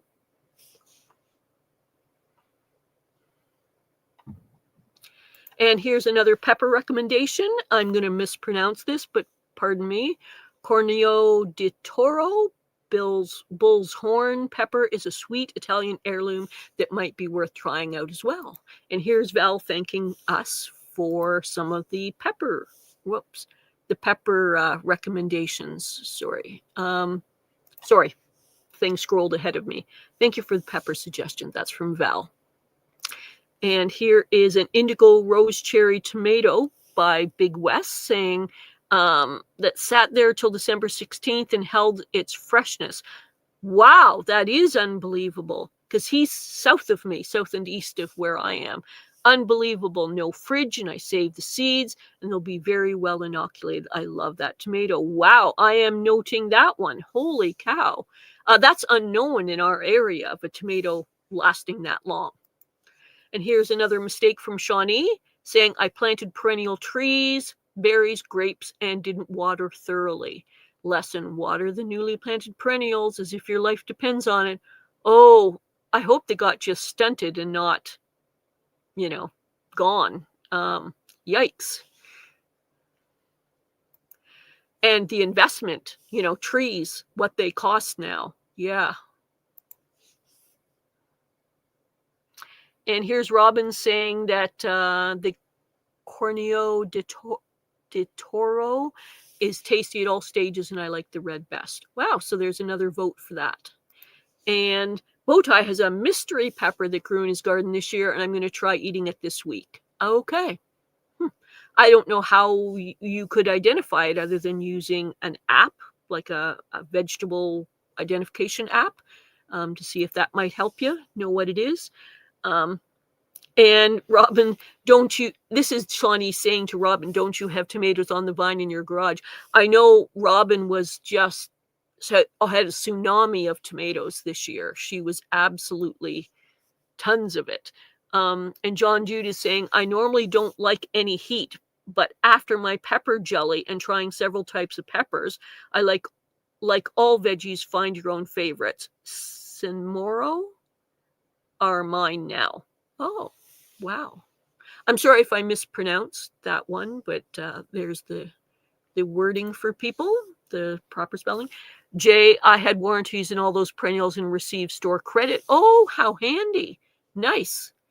Yeah, I kind of to me, the three orchard trees that I purchased were a bit of an investment. And so I was really cautious about watering them. Not to the point of overwatering, I don't think, but I was very worried. And no, I didn't have any warranties. I got them on like a clearance end of season special. So I was trying to keep them as nice as I could. And Texas Organic TV this year trying Tomatillo Heirloom. Ah, yes. I don't know if you mean Tomatillo or Tomarillo Heirloom. I've not heard of that, if it's the right spelling, what you're saying there, and not Tomatillo. And I don't have a moment to be able to look that up right now. So I so value all of the advice and information that you guys have been providing. It is super fantastic. Here's just another random question. I'm just doing random winter gardening related questions, just to kind of provoke some topics, to get some thoughts and discussion going on. Do you mulch in winter or skip it? You might consider what type of mulches you use. Do you do it every year? Do you do it when the materials are freely available? Are you talking about your ornamental areas, or are you thinking about your vegetable garden crops? What type of mulch do you use? Do you use several types of mulch? Do some of you use something that is related to mulch, but not exactly, but maybe you put in a crop that's going to improve the soil? For me, in my area, we have trees in absolute abundance, so much so that it's actually considered to be a problem by most people.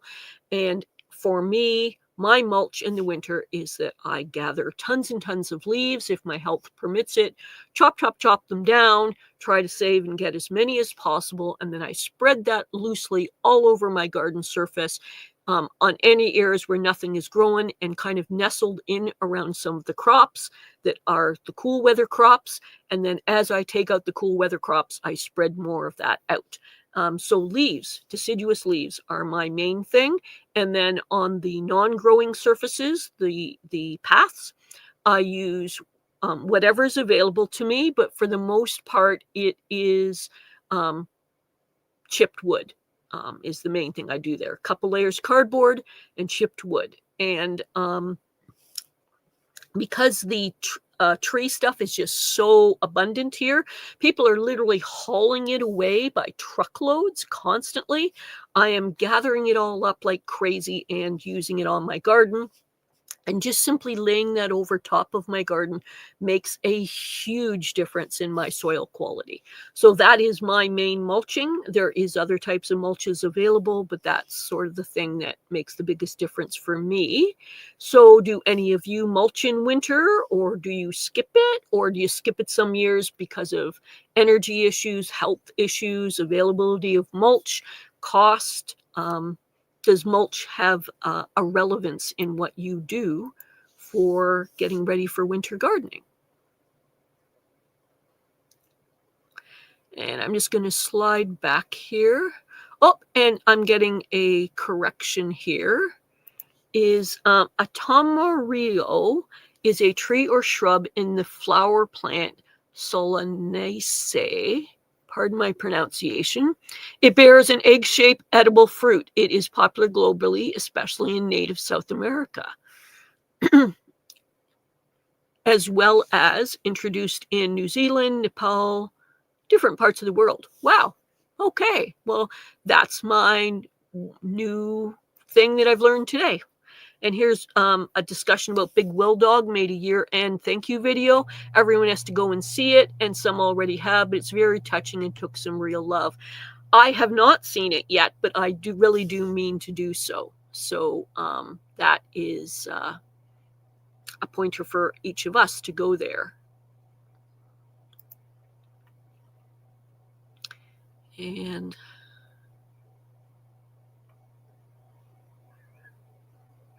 so here's Shawnee talking about mulch. For mulch, I use an abundance of leaves on the annual gardens. The foods forest are left on their own. And we're still talking about some of the tomatoes. Robin is saying, I did hang those Principats. Oh boy, pronunciation here. Principat Borgonese tomatoes at the end of the season in the garage. Worked perfectly. I finally dehydrated them when ripe, and wowzer, the flavor.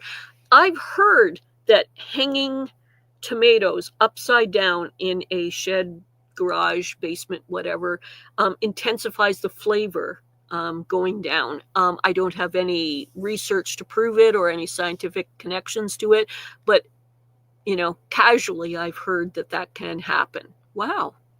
So it definitely happened in this particular case. And here is Muddy Puddles saying, I either mulch or cover crop if there's nothing growing in the space. Bare soil bothers me. Like, it worries me. I feel like I'm not tending to my soil as a soil farmer if I leave it bare for any amount of time. So it does happen occasionally, but I feel like that's a lack on my part that I have to rectify as soon as possible. Tamarillo is tree tomato. Yep, he's correcting me on what I did not know. And Shawnee says it was a huge amount. So this spring, I have all the store credits to start over. Just really hurts to miss an entire year's worth of progress on my perennials. Yeah, well, to be a gardener, one of the things that some of the newbie gardeners that I help mentor and help in my area struggle with the most is that everything that you grow will eventually die, other than some perennials and trees, hopefully. And that's a part of gardening. And sometimes, despite your current level of knowledge and efforts and energy, that just happens. But if you take the losses too harshly and it takes energy away from you, you're kind of not adapting to the lesson of gardening. Gardening is growth and gardening is loss. And as long as we are learning as we grow, which is one of the common phrases that Shawnee uses, then we are becoming a better, fuller person and a better gardener. And we are learning lessons. So that's great. And Shawnee, you're young. I can't think of starting many. Yeah. Yep. And Robin Gardens is saying, I mulch with both leaf mold compost and shredded leaves. This year, I've not gotten around to doing a leaf mold pile like I really should, but hopefully next year. For my area, it takes almost 3 years, even under a tree, for leaf mold to break down fully. But there's her lesson on what she mulches with. Muddy Puddles, this year I will mulch with the litter from the chicken run. Aha! Semi-decomposed wood chip and chicken poop. Not as many areas that will be planted immediately, although it's too strong. Yeah. because it's not aged yet. And Shawnee says, I used to grow a cover crop that winter kills so it turns into a mulch. I didn't get to that in 2025. Oh, yes. If I was, yeah. So with gardening, there is so much potential of what we can do, but just the time, energy, money, resources, you do what you can. You do what you can. Peppers, try pepper jelly and cut down the amount 20% so that you can test several different peppers and you can test many types with little waste of jelly investment cost. And here's another compost is Big West saying, I shred cardboard, paper bags, anything unbleached like TP rolls and pizza boxes, and I add it to fast carbon mulch to go in the slower mulches, add all year long as I acquire, and I'm doing it on no budget. Very smart. We're learning something from him for sure. And here's Rob saying, okay, folks, time to get some food. Having a great day and see you all tomorrow. Good to see you, Rob. Thanks for being here. Good to actually see you today. So that's good.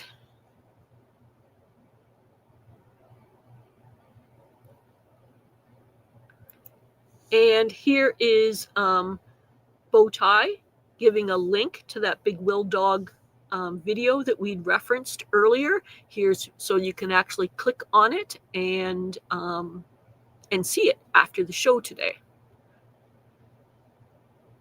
And here's someone else doing the same. Got totes, got a new bunny, so I'm going to have that poo too. So they're also using totes for gardening.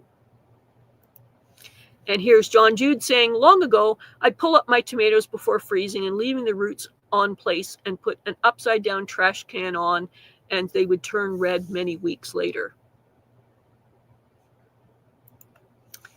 And Eddie Lyles is saying, so I went and hauled 3 small trailer loads of compost. It ain't much, but it's progress. Wow. I'm not sure if you mean car-sized trailers or garden cart types trailers, but still, that's a lot of compost, especially considering, you've got some things going on with you. So, wow, that is really good considering everything. And here's Robin Garden saying, someone we know says, remember, the only thing we harvest is knowledge, and that's okay. Yeah, sometimes for one reason or another, you don't have the energy to do a lot, but if you're taking in information, still good. You'll be able to use that later. And here's Muddy Puddle saying, that's a lot. Well done. Take it steady. And for a guy in a walker, I'm happy. Yeah, he actually just got some kind of adaptive power wheelchair very recently, like I think about a month ago or something. So speaking of gardening with disabilities, wow, and doing that. So here's Big West saying, I have a 3-year-old leaf pile in a skid crate. It had squirrels pee in it, so I covered it, and the squirrels proofed it for the last winter. I fed it fish amino acids now, so then to hop up on the fungi. Wow, I'm jealous of you of having, I'm assuming it's the size of a standard skid crate, okay? And that's a lot of great leaf mold. And he's clarifying here, a small lawnmower trailer. Hey, still, And here's the size of that pile. It was 6 foot tall. It's now 1.5 feet tall. Wow, it must be just about ready to go then. If it's reduced size that much, wow. And 3 years, probably ready to go. So I'm just going to pop into my banners and just see if there's another topic we might be able to discuss. And one last one, and this one is, do you protect your plants from frost or do you let nature decide? So I'd like to hear from some of you here in the audience. Do you protect your plants from frost or let nature decide? We discussed a few options earlier today.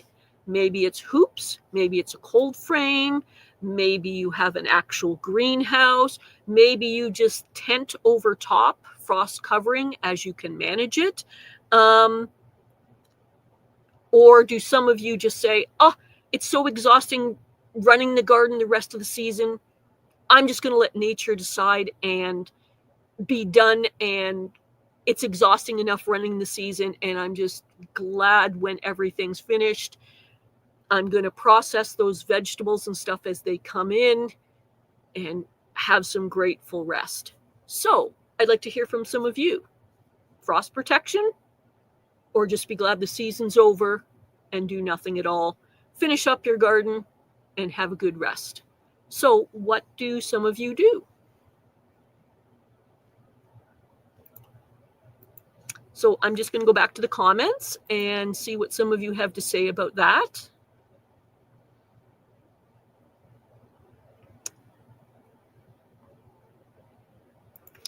And here is Bowtie saying, I haven't the mental or emotional bandwidth to give a plant a piece of me. If it makes it or not, it must decide. Okay. I have a very similar outlook. A little bit of babying, but I'm not going to be, doing a whole lot of fussy care for my plants.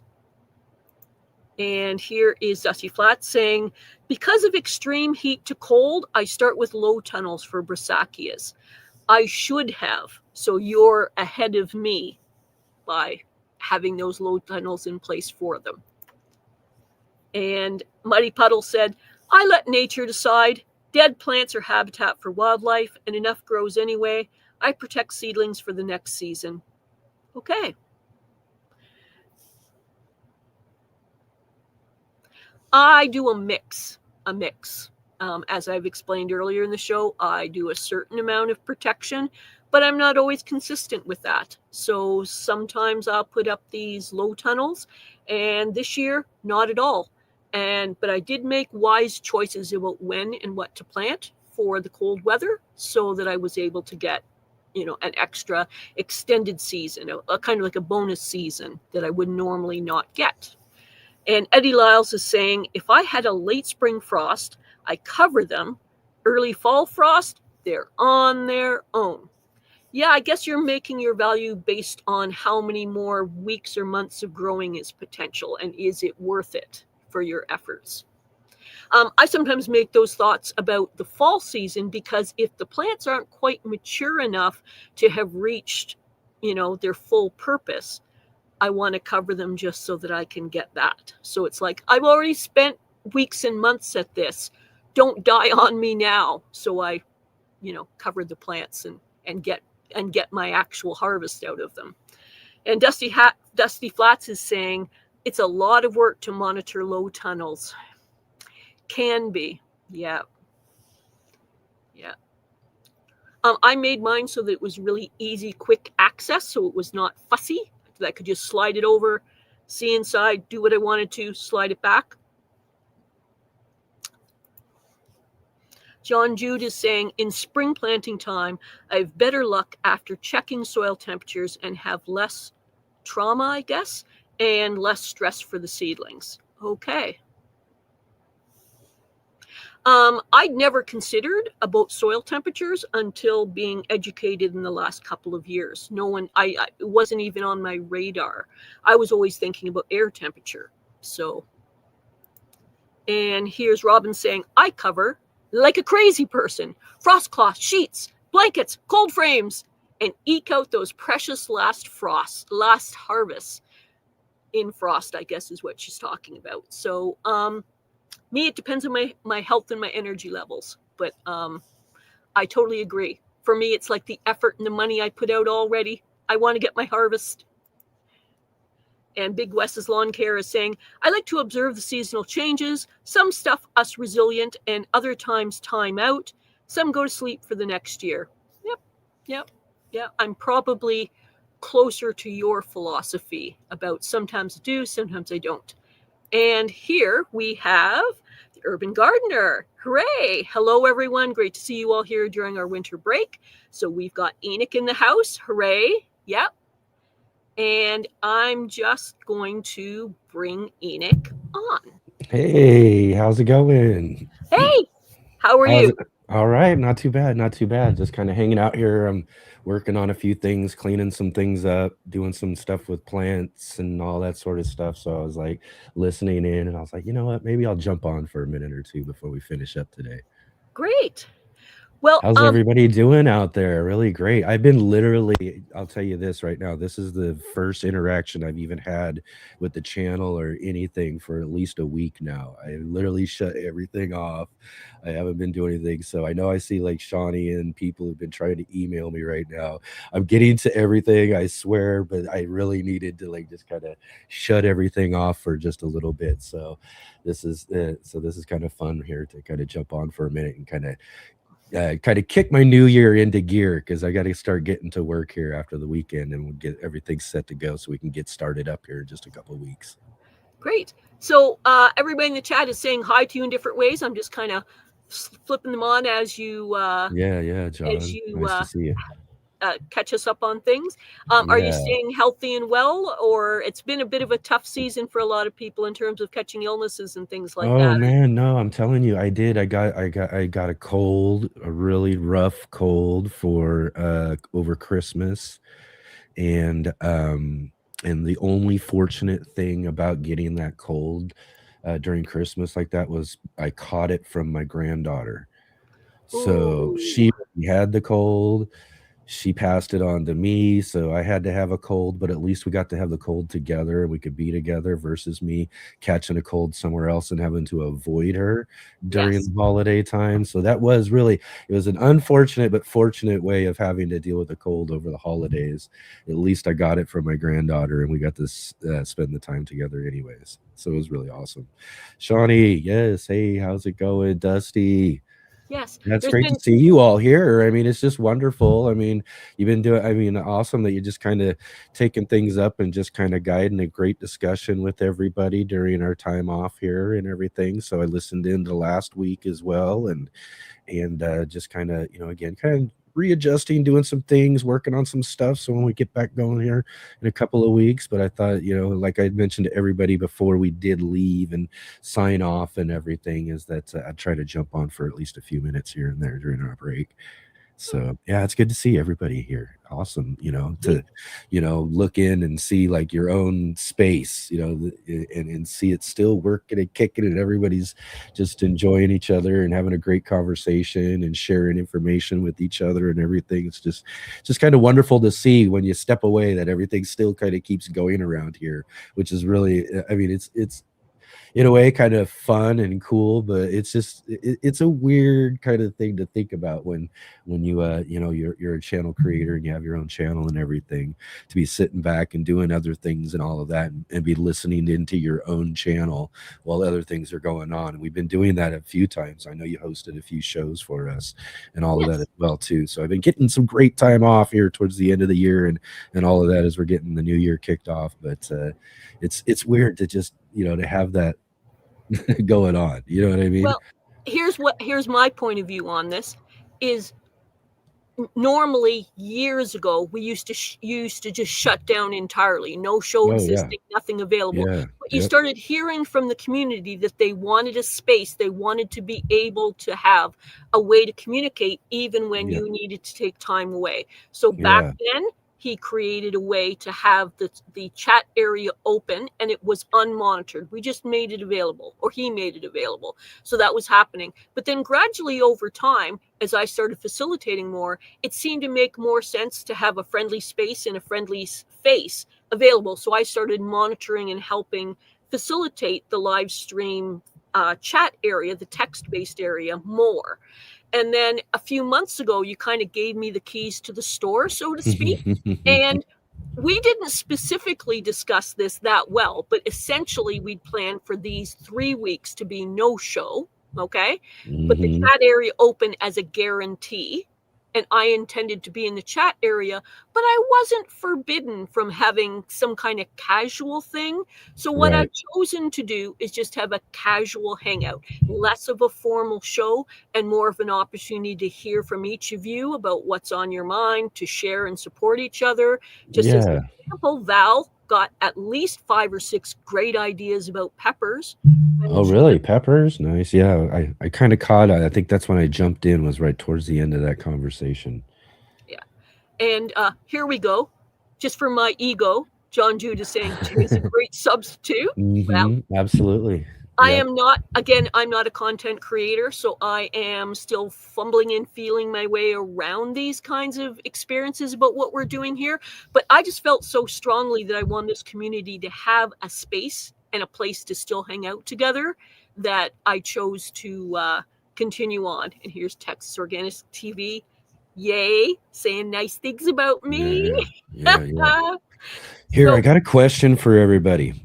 Yep. Everybody in the crowd, everybody here, you all watch this, you all see this and everything. I know I've maybe brought this up. Do you all do? Let's put it to a vote. Should I keep the Monstera for another year, or should I go ahead and cut it down and start getting new cuttings from it? okay, so let's hear this in the chat. You get to choose. I could turn it into like a bunch of different new plants that I could take the top and kind of restart it, and it could get going and all of that. But it is also this really cool piece of our backdrop, but it does take up a big chunk of everything too. So this is what I've been debating over today and all that. As I've been actually chopping down and doing everything, I took if everybody remembers, there's a rubber plant like right here. I chopped it down. It's cut. I've got a bunch of different new cuttings, hopefully that'll come from it in time. I've been working on other things right up here. The other spider I've replaced with a new spider, which is an opposite variegation of this one. So I finally got me a new one that's an opposite variegation. So I'm gonna have that up there. And then I got this spider too, which I've been got propagated and had brought to me as gifts from someone. And so it was just this little piece, just a little spiderlet that I got. And then I planted it in, rooted it up, put it in another one. Spider plants really grow root systems very, very fast. Very, very fast. But look at this. It's already got a little spiderlet that's popping out of it too. So I don't know how to spell Monstera, but I've written here, and I put it in here because I'm on the backstage area. It is not Enoch writing this. It is me saying the urban gardener, vote. Big plant or cut for propagation. So he needs to hear your votes. Our show will be closing off soon. So that Monstera, which is fabulous. I've been struggling with this decision big time because again, I like it's a really great piece of the backdrop, but then again, it does take a nice chunk of it all, and in the long run, it could be just restarted and we start from the bottom with the top, right? So we're gonna take the top off, we're gonna root it out, and then we'll set up a new one. We'll set the top here on the bottom, and we'll watch it regrow again. Maybe is kind of that option, which is kind of a fun thing. Maybe is a possibility of how that goes, or I might move it. I'm not sure yet. I haven't decided exactly where or what we'll do with this part of the backdrop there too, but it's either that or we just keep it for another year and just let it grow. It can probably grow about another leaf or two before it really does hit the ceiling, and that was kind of my goal originally, was like, oh, let it grow until it gets to the ceiling and then we'll cut it. But I don't know. I just been kind of debating that now. So knocking out it's basically filled out the screen though. You know what I mean? So at that point in time, it served its purpose as a backdrop for its time. So I don't know. So knocking through the ceiling is not a third option. I know, right? I mean, no, it does have like, if you can see there though too, it does have like this little moss pole. Yes. See, that comes straight down. So there's a moss pole that goes for that all the way up to the ceiling. So I might grow maybe another one or maybe a different variety, a different type of a vining philodendron, or I don't know, find something different that kind of grow up the corner of this grow tent right here, as I have the Tradescanthia that comes down, and it's kind of like waters falls down the corner too. So I want to kind of do something that can still kind of grow between those and everything if we do make that change. I don't know. So but I am making changes of some things, so figured I would like votes, big plants, or cut it up for propagation. And I'm going to see what people have to say. Shawnee says, I am so not a houseplant knowledge person. I'm neutral in the vote, whatever is the best for the plant. She's sympathetic to the plant. Right, exactly. I mean, there is that to think about, right? I mean, the plant, is and has, but that is the nature of like one of these types of plants. Again, to Monstera, other vining type plants and everything, is that as you get really good strong growth, is it or climbing, I would say more than vining, climbing. You know what I mean? They're Yep. going up. Is that they can only go up so far, and then also the best growth is at the top. So the nature of it is to cut the top, restart down at the bottom, and let those big new growth get even stronger and even bigger as it grows in its next cycle, right?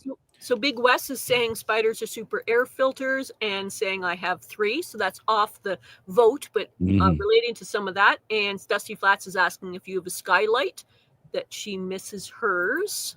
No skylights. They're LEDs. I've got like 1, 2, 3, 4 like LED bars that run across the top here, plus these here. I got some stands. They're just basically like camera stand. Oh, can I put this in here without making a mess or breaking anything? Just got some like LED cone lights, Okay. that I have that just kind of stand around in the middle of the room too, to put light out from the middle of the room and out. So we got light coming down, and then we got light that comes out of the middle and bursts out of the center. But I just move these out of the way when I do the show and all of that stuff. But normally when the show's not rolling, they're in the center of the room. So I'm going to go quickly through the votes now. Yeah, go ahead, and let's roll. Mighty Puddles Farm is saying make new plants. You could also find some different smaller specimens. It would be interesting to see what you choose.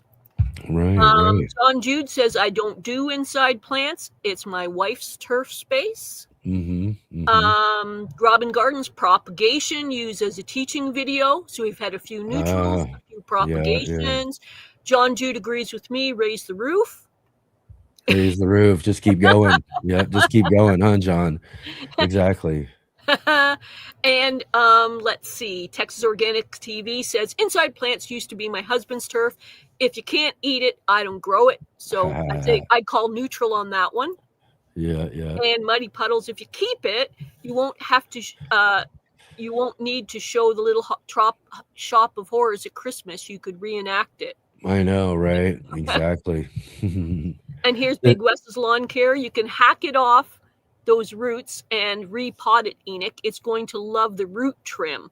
I did it. My plant doubled in size. Epic Gardening did it, I think, but take away all those spun roots. Oh yeah, you wouldn't believe the amount of long aerial roots that it has that are growing and going up, and some are even climbing up underneath of the grow tent now. And they're all over there. But yeah, that's the biggest thing about this though too, is that even with plants, I mean, it really is. And I feel for people who are like, oh, the plant, it's great and let it grow and don't hack it up, or it's a horror show or that sort of thing. It's really, it really is like I would take the top off there's 3. Take off the top off of the 3, right? And then we just reroot them and make them a new plant down at the bottom that could go up still again, which I haven't decided if I would actually do that or not though. Let's just say that, because I might just move it to another part of the house to take up another corner and do that sort of thing. But I would also get maybe 1, 2, 3, 4, maybe 4 sets of 3 new Monstera plants, right? Because each root node at each one of those leaves, basically going up the stem there, at every one of those junctures is a new a root stem or whatever that we can cut, isolate, root that out, and it will bring a whole new plant out of it. And we could do that with, I'd say maybe 4 to 5, maybe sets of 3. So have, 3 new plants rolling, 5 new plants plus the top. And then who knows what'll happen with the bottom? Will it sprout outside shoots, and will it, do something else on its own as well too? Who knows? We could always find out about that too as well.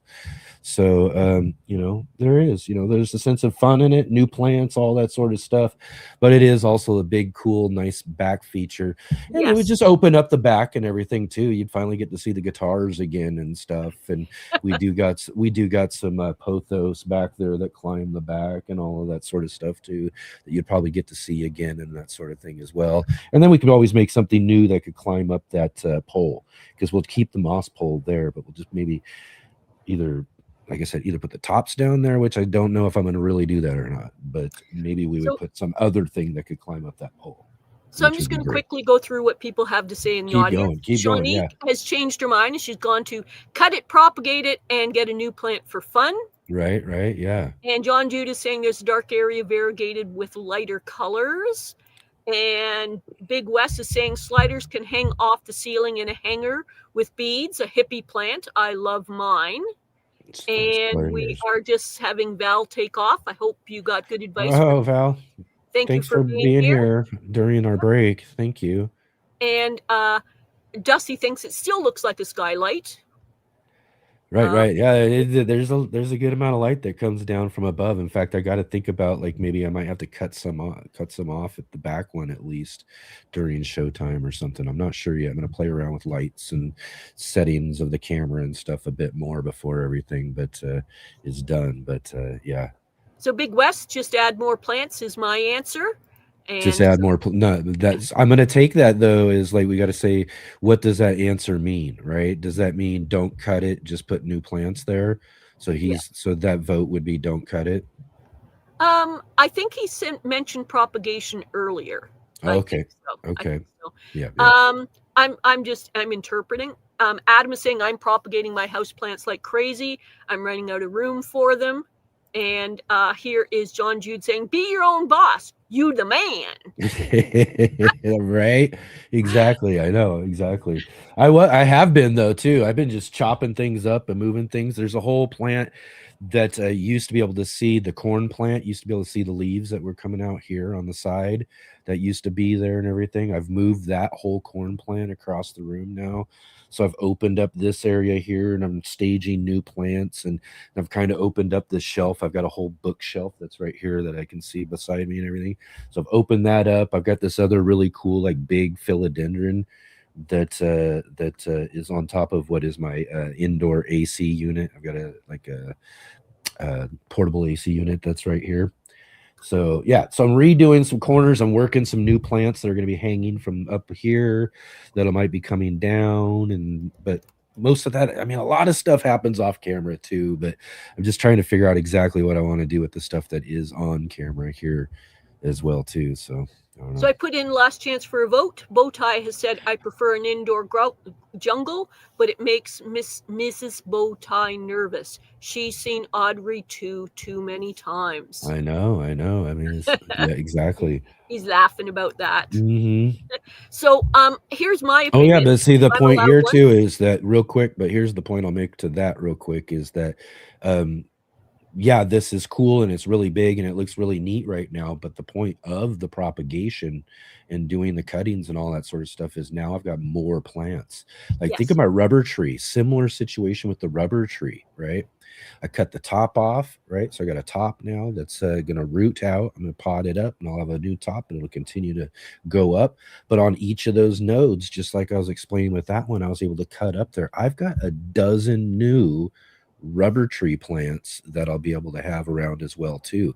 So that only increases the jungle, right? So now we've got 5 monsteras instead of just one, or I guess 5 to 6. We could have 5 to 6 monsteras, I would estimate, instead of just the one that we have, or one set of 3. So Robin is suggesting that it looks like propagation wins. Is that what it is? Is that what it's coming down to? I've not had a vote. Okay, Jay, let's hear your opinion. I want to hear your opinion.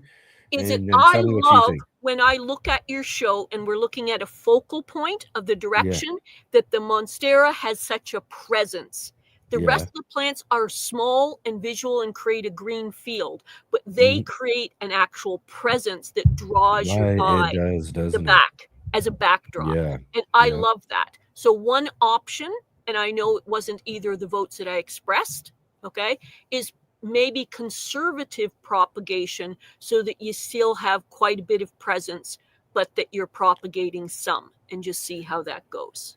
Yeah, the problem with those is that once you propagate, you propagate. Okay. You see what I'm Okay. saying? Yep. Yep. There's no going back. There's no like just do a little here, a little there. It's because the propagation starts with cutting the top off. Okay. You're cutting the growing point off, and you're restarting from there, and then you're making new plants with whatever's below it. Yep. Right. So I mean, we would at least be chopping down to here, which would leave just those. So it would kind of look a little odd to kind of just only chop the top off, for say, because that would kind of go along with what you're saying in a way. Yeah. But at the same time, it's just at that point you're just kind of in on it now. You got to just kind of cut it down. But I could cut it down to where it's just a couple of leaves left, right? And then it could create new plants and new growing points that could grow out of that new there. So a new plant could come from the root base that's already there. I just don't know if I would do that. Not too sure. Okay. Maybe.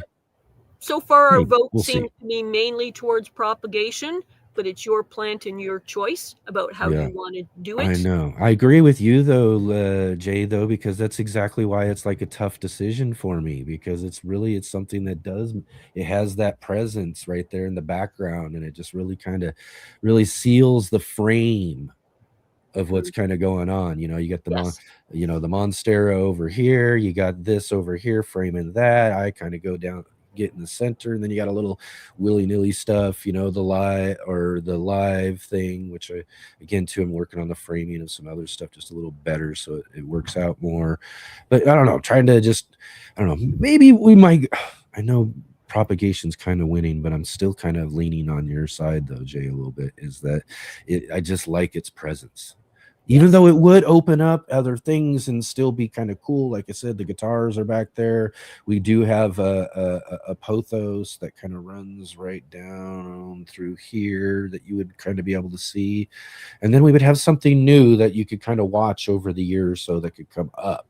So it's a tough one, you know what I mean? Because it does take away from the presence of that nice big Monstera that exists up here in this corner of our screen, right? So anyway, you've got... I know, I'm taking us all now over our time and everything. Yep. So I hope people don't mind hanging out a little bit. Yeah. So you've gotten some advice from different people. You can look through the chat and see what's I guess you'll all just have to see what I decide come Saturday the 17th, I believe that's right? Yep. Saturday the 17th, we're back. I'll let everybody know real quick. We'll be back on Saturday the 17th. I don't know who's gonna be on our first segment yet. I'm still working on that, but our good friend Bevan Cohens, I believe he helped us open the show last year, is gonna open us the show this year. And so he'll be dropping by. We've got this really cool book for Book of the Month I want to mention to everybody. I should have got graphics together. Maybe I'll set something up or something like that for tomorrow that you can share with everybody. I don't know. I don't know if I'll pop on, but I'll try to maybe set up a graphic for you so you can share with everybody for our book and everything. But we're going to have Sam Kaufman on with us. He wrote a book called Survival Gardening. He also wrote another book called The Herbal Medic.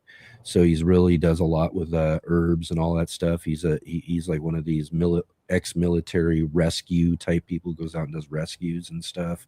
So he's got a really cool story probably to tell, and a really great book. So I'll get that so you can really kind of show people what we're talking about for tomorrow. But that's going to be our book of the month. We'll be talking with Sam Kaufman on the 18th. And then again, too, everybody, we got our new Monday show, The Green Room with the Fresh Princess, Natalie. She's our co-host. This is both of our show in a way too, that, it's going to run in line. We're now calling this our 3-day weekend, every weekend here on the Urban Gardener channel, with a new edition of our third day, Monday evening, 5 p.m., The Green Room. It's going to be really fun.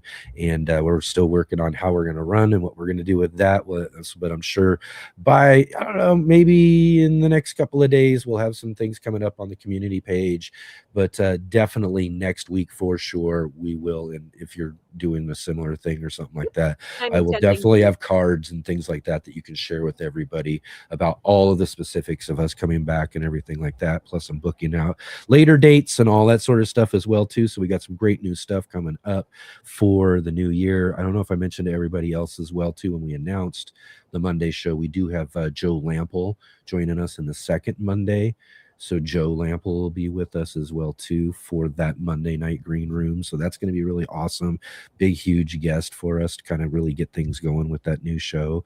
So yeah, lots of great things coming up, everybody. Thanks for being here, hanging out during our winter break. It was great to jump on with all of you guys here. I'll let you go ahead and drop me out, and you go ahead and just finish up with everybody, and Okay. we'll see you later. Thank you, Just everybody. for you to know, there is a little more Monastera commentary that you can Oh, look maybe we just I'll look at it and check it out here after the show or something, unless you Okay. want to go over it. It's all up to you. I'm This is actually your wanting to time wrap and up. space right now, so I think I'm wrapping up actually is wanting probably to the wrap best. up Let's because do we're it. over the Let's 2 do it. hours. I'll check And all that stuff but I later. do want to thank everybody who's given input regarding that and your votes and your opinions, and they will be looked at and considered by Enoch. And we're absolutely going to see the results of what it is in the coming weeks about what direction he goes Does the in. Monstera stay or does it go? Come find out on our new Yes. shows coming up. So thanks for being here, Enoch. I'm just going to let you go and then close up. Okay. Absolutely. Okay. See Great. y'all later. Great to see you guys. Okay. Great. Bye. Okay, great. Well, that was a surprise appearance. I definitely had no idea he was coming. It was a possibility, but he didn't let me know. So there we go. Thanks, everybody, for your input about those plants and the questions that we had in the discussion. My current plan is that for tomorrow's show and next Saturday and Sunday, the no-show shows, is that I'm going to keep doing this casual format. If you feel strongly that you want it run differently, I need comments in the comments section after the show if you want it done differently. But for right now, my current plan is to keep doing casual shows with a bit of directed discussion, but nothing too formal. And if people have input about questions or subjects they would like covered during these no-show shows, which are basically a casual hangout, maybe you can also put that in the comments, either the comments today or the comments after the show. And I want to thank everybody for being here today. I deeply appreciate you for coming here and supporting me and supporting the show. And most importantly to me, supporting each other, giving each other advice, giving each other, likes and shares and support on each other's shows. Very, very appreciated. And I want to thank all of you for coming out today. We will be doing more or less the same thing tomorrow. And as far as I'm concerned, it's a casual community hangout. And I am super glad for all of you for being here. Thank you, folks. And I'm just going to close out the show. Have a great day and see you again tomorrow.